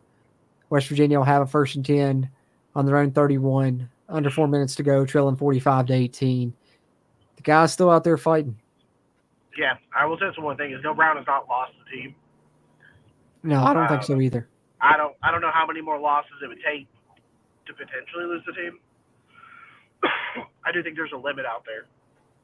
I think that we've definitely seen fractured players in the past from Neil Brown, and it could be something that still lingers, but it could. But yeah, watching Neil Brown like halfway through the third quarter, when I started to get those feelings, was when he was still like Nico Marchiol comes out. One of the first possessions we run, it might have been the second possession. We're running a quarterback draw with Nico. A plan drawn out. Quarterback draw with Nico Marchiol. We went to that draw way too many times tonight overall. Yeah, and I'm like, you know, we're down 20 points. We're down 20 points with our more unathletic quarterback in to play, and an offensive line that's just like getting beat up. I know that we didn't have a lot of time anyway, but our best chance was just to go ahead and start throwing the ball. Nico had a few good-looking passes. Granted, he had a few bad-looking passes too, but he's been throwing money. He's throwing darts in the red zone. He did against Oklahoma State and then in the red zone in this game as well. Yeah, so, you know, but to come out and again, you're leaning on C.J. Donaldson, who carried probably more than he should have tonight with Jaheim White being out, because was required to carry more than he should have tonight. Yeah. You know, and you're just like trying to put it in his hands, down 20 points, and I was like, this is not a play style that could ever win this game. Nope. Dana Holgorsen, you could have convinced me could have scored 20 points in a quarter and a half. You know? But I was watching that, and I saw Nico Marchiol run a quarterback draw down 20 points with 6 minutes left to go in the third quarter, and I said, this will never win a football game. Well, and that's the bad thing. That's the difference in the two eras for sure. You know, if you're going to compare them, the Dana era, you never felt like you were out of it because you knew you could score at any time. The Neil Brown era, when we were down 17-10 at halftime, we all probably felt like the game was already over. Yeah. Yeah, Absolutely. It's like the second you get down 10 points, you're like, Yeah. we're going to have a real hard time getting back into this one. West Virginia tries to set up a screen to Hudson Clement on 3rd and 8. Gets a few yards, but comes up short. 4th down for West Virginia. It's the 2-minute warning here. Trailing 45-18. Trying to score some points in garbage time. They'll probably go on 4th and 8 here when they come back from the 2-minute warning. Yeah. Let me hark back to I keep on saying hark. I ain't chill out with that today. Let me call back to right before halftime. How'd you feel about the 4th and 1? Oh, I hated the play call. Inside the 5. Yeah, play call's garbage. If it's 4th and goal, I could see doing that, but it's 4th and 1. You still have a timeout, so you can run the football, get the first down, just get the yard you need. Call your timeout and have a chance to take a shot at the end zone from the 2. If you don't get it, then you kick the field goal. Why throw it on 4th and 1? I mean, he was open and Green threw it in the dirt, wide open for sure. But either way, I think you run the football right there. Yeah, I mean, again, you need 1 yard. I was watching it at work, and this is one of the few times I stopped at work if you're listening. One of the few times I stopped at work to watch what was happening because it's such a massive play. And my coworker stopped, and I said, this is a chance for him to win the fan base right here. I said he needs to go for it and he needs to get it. Yep. Look for it and choke. This is his chance. He needs to go for it and he needs to get it. And I was like, but I asked my coworker, who's not a Mountaineer fan, he's just, a random observer. I said, what do you do? He said, man, if you believe in your team, you go for it. I said, I believe I got a 6'2", 240-pound running back. Yeah, and exactly. And he's gotten the short yardage situations in the game already before that. Yeah, and we lined him up 2 yards behind the quarterback. We were right in position to run that shit right down their throat. And we completely missed a wide open wide receiver because our quarterback's not good at throwing the ball. No. I mean, clearly, and especially the thing is, it felt like they knew he was injured on that drive, as I'd said leading up to that, because they were throwing, screens, stuff close to the line of scrimmage, and when they weren't, they were throwing, doing a little quarterback draw. And if you know he's injured, why in 4th and 1 would you put it in his hands to try and throw a pass, about 5 yards downfield when you know he's hurt and you haven't trusted him to throw the football? I just don't understand it. I just don't understand. 240-pound running back. Might be one of his worst passes. Yeah, one of his worst passes, and maybe one of Neil Brown's worst play calls as well. You know what I mean? Well, I'm saying that's part of the bad play call thing is you picked a pass that Garrett Green's not good at throwing. Yeah. you just – and it's, again, things like that have just stacked up over the years, and it's always made you question it because he was supposed to be the most brilliant mind in football. Are we losing because we keep taking the kickoff? I don't know, but that's 13 in a row, and it's not working out well. It's like, is that why we're losing? Is that what it is? It's not helping, I don't think. Yeah. I don't know how you can say it is. Which, WVU tries to go on 4th and 8. Pass falls incomplete. They send a blitz. Nico tried to throw up a quick fade ball to Rodney Gallagher. Falls incomplete. Kansas State takes over in West Virginia territory. But I agree, man. I always like getting the ball after halftime, personally. And I'm surprised by it, too, because Neil Brown has a really good record when leading at halftime. But it seems like every time that we get the ball first, we don't ever have the lead at halftime. So why does it matter trying to do that if it's not paying off for us in the first half? Yeah, I just it's one of the things you look at and it's like, is this just silly? Is it just silly? It's just one of those analytics things that Neil sticks to. Yeah, not the book. And I think I think that hampers his play so hard. He just plays to margins, and he does. He never thinks about. I don't know,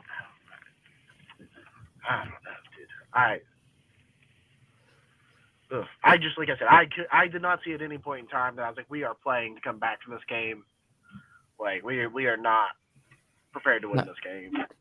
No, we weren't. And Avery Johnson, man, the defensive game plan was clearly we're going to shut down the run and make him beat us with his arm, and he did just that. He threw all over us. how many times have we said that's been our defensive strategy, and how many times has it worked?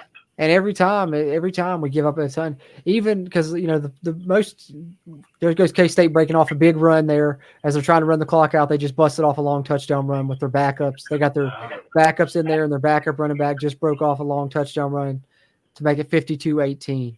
We're getting danced on. Oh, no, they marked him down at the 1. They marked him down at the 1. Oh, my God. But what was we talking about, Brad? I was going to say something. I forgot what it was now. We had just came off of talking about taking the ball at halftime, and you're surprised that he does that. Yeah, I am surprised that he does that, but because he's so by the book. I guess is the reason, really, and I think that's just been kind of detrimental at times. He gets out coached in games. Classy move by Kansas State and Chris Kleiman. They're going to take a knee from the 1 yard line. But are the officials going to review the play? They're going to review it and see if it's going to be a Kansas State touchdown with 25 seconds to go. Just, stick that last knife in us, Big 12 refs. Why not?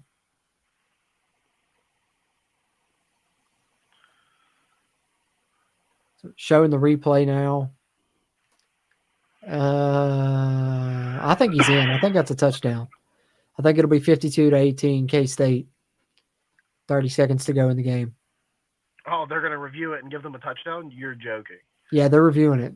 It looks like he's in. I just registered what you said. Yep. Well, and it was inside the 1 yard line, and in the game. And Kansas State was going to take a knee too. Kansas State was going to take a knee, and they're reviewing it. All right. Well, let's get into something. I'll go through some of the chats just while we're at it, while you're finishing that up. Yeah, go ahead. Oh, let me. There's a lot in here, y'all. Let me share this too, really quickly, before we pull up a chat. Been updating this throughout the night because me and Steven are playing in the fantasy. It's now 158 to 141. I've still got my tight end playing and one of my receivers, so I've got a good chance to pull this out. Brad up here absolutely dominating this COVID State University, 147 to 55. Me and Brad are going to be sitting near the top of the standings. I'm going to go to 6-2. Brad's going to go to 5-3. So I had to give him a little update on that since me and Steven were playing, and me and you were in the top of the standings. But yeah, catch us up on some chat. Yeah, I got you. Timothy Green's heading out for the night. I don't know if it's showing because I'm doing it off my phone, so I might not even be able to do it. It's not showing them on the screen, but you're good. You can just read them off. Kansas State up 45-18. They take the knee. They didn't call it a touchdown. Finals 45-18. I'm going to throw the final score on the screen while you catch up in the chat. And I got you. Timothy was saying have a good night. Yeah, DT Reed. I kind of see the fourth down call. Number one rush defense, and Milan was out already. I think that play call could have been fine if he made the throw. Yeah, he was wide open. But he was open. That's for sure. I think that you're still just putting it in the hands of a quarterback that's not been able to make that throw. I knew we would lose. We knew we would most likely lose, but the coaching decisions are dog shit. This is from B. McD. Yeah, they were not great. Didn't love them. There you go. You want to go through them? I'll say because you can actually. Yeah. Jeremy Croy. Hopefully Jordan Leslie gets a pay raise again next year. I can sense the sarcasm there. Par for course for the refs. How many cold in calls on us? 0 on K-State. DT Reed says, yeah, I don't know if it would have made a difference in the long run of how bad we lost, but I do get the point there. We'll be another point of regression from the last 6 years. Yeah, definitely regression on, our mental stuff with the penalties and with, turnovers as well. Chris Mitchell, I think Raspy Voice Kids posted on their Instagram something showing all the scores of the ranked games prior to, this one in Iowa State. And they're not pretty, man. They're not pretty at all. Drumbuff says Brown has to go. Yeah, I'm not surprised, man. I'm not surprised at all you're feeling that way. I think a lot of people are, for sure. Oh, sorry, Timothy. I thought you were. I was still catching up there.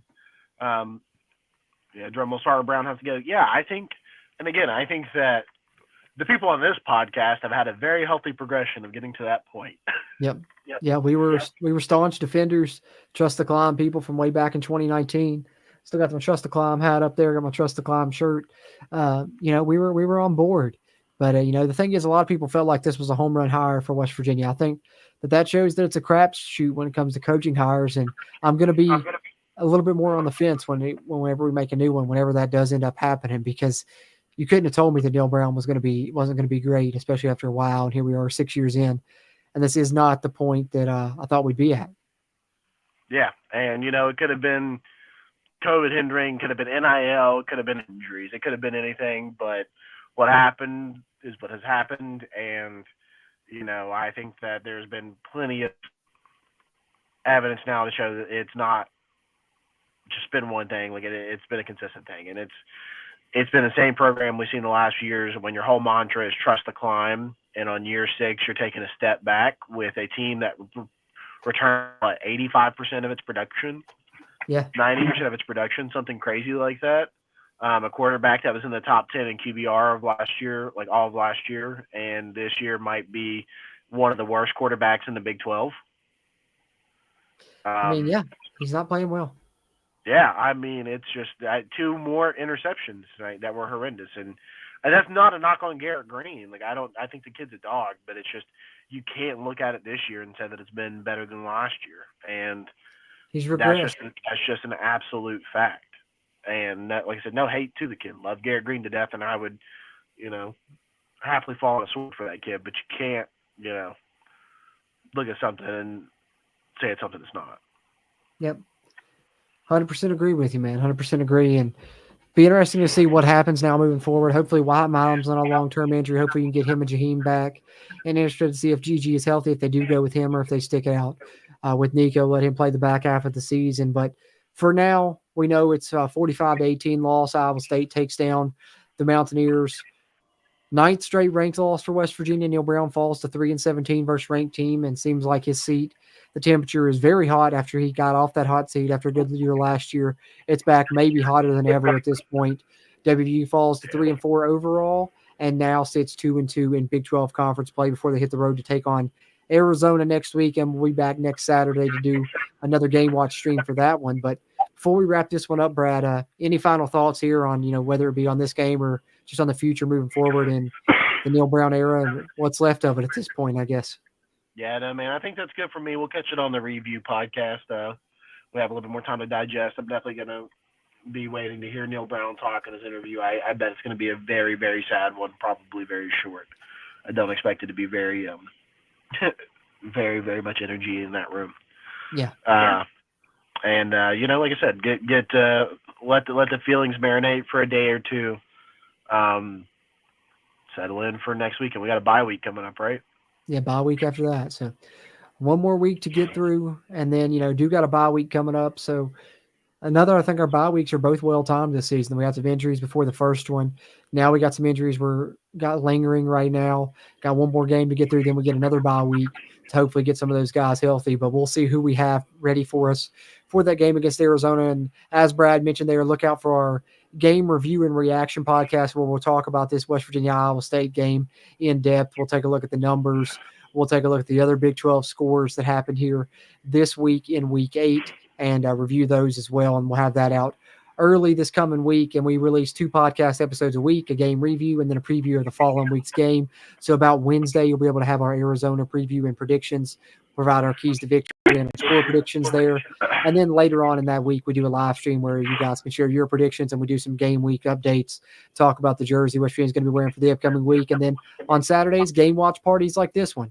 Hope you guys have had fun tuning into this one. We've enjoyed doing these game watch alongs. If you did enjoy it, whether you watched it live on our playback, hit the thumbs up button before you head out, and be sure and subscribe here for all that Mountaineer football content that I just covered. And that's just here on the main channel. You get even more if you become a channel member by hitting the join button below. You can get game rewatches, film reviews, and all kinds of bonus West Virginia football content. Not the result we wanted, but did have a good time doing the stream with you guys. We look forward to another one. We'll talk more about the game in the coming days after we have time to digest it a little bit. For my co-host Bradley, as always, I'm Jordan Cruz. And until next time, let's go Mountaineers.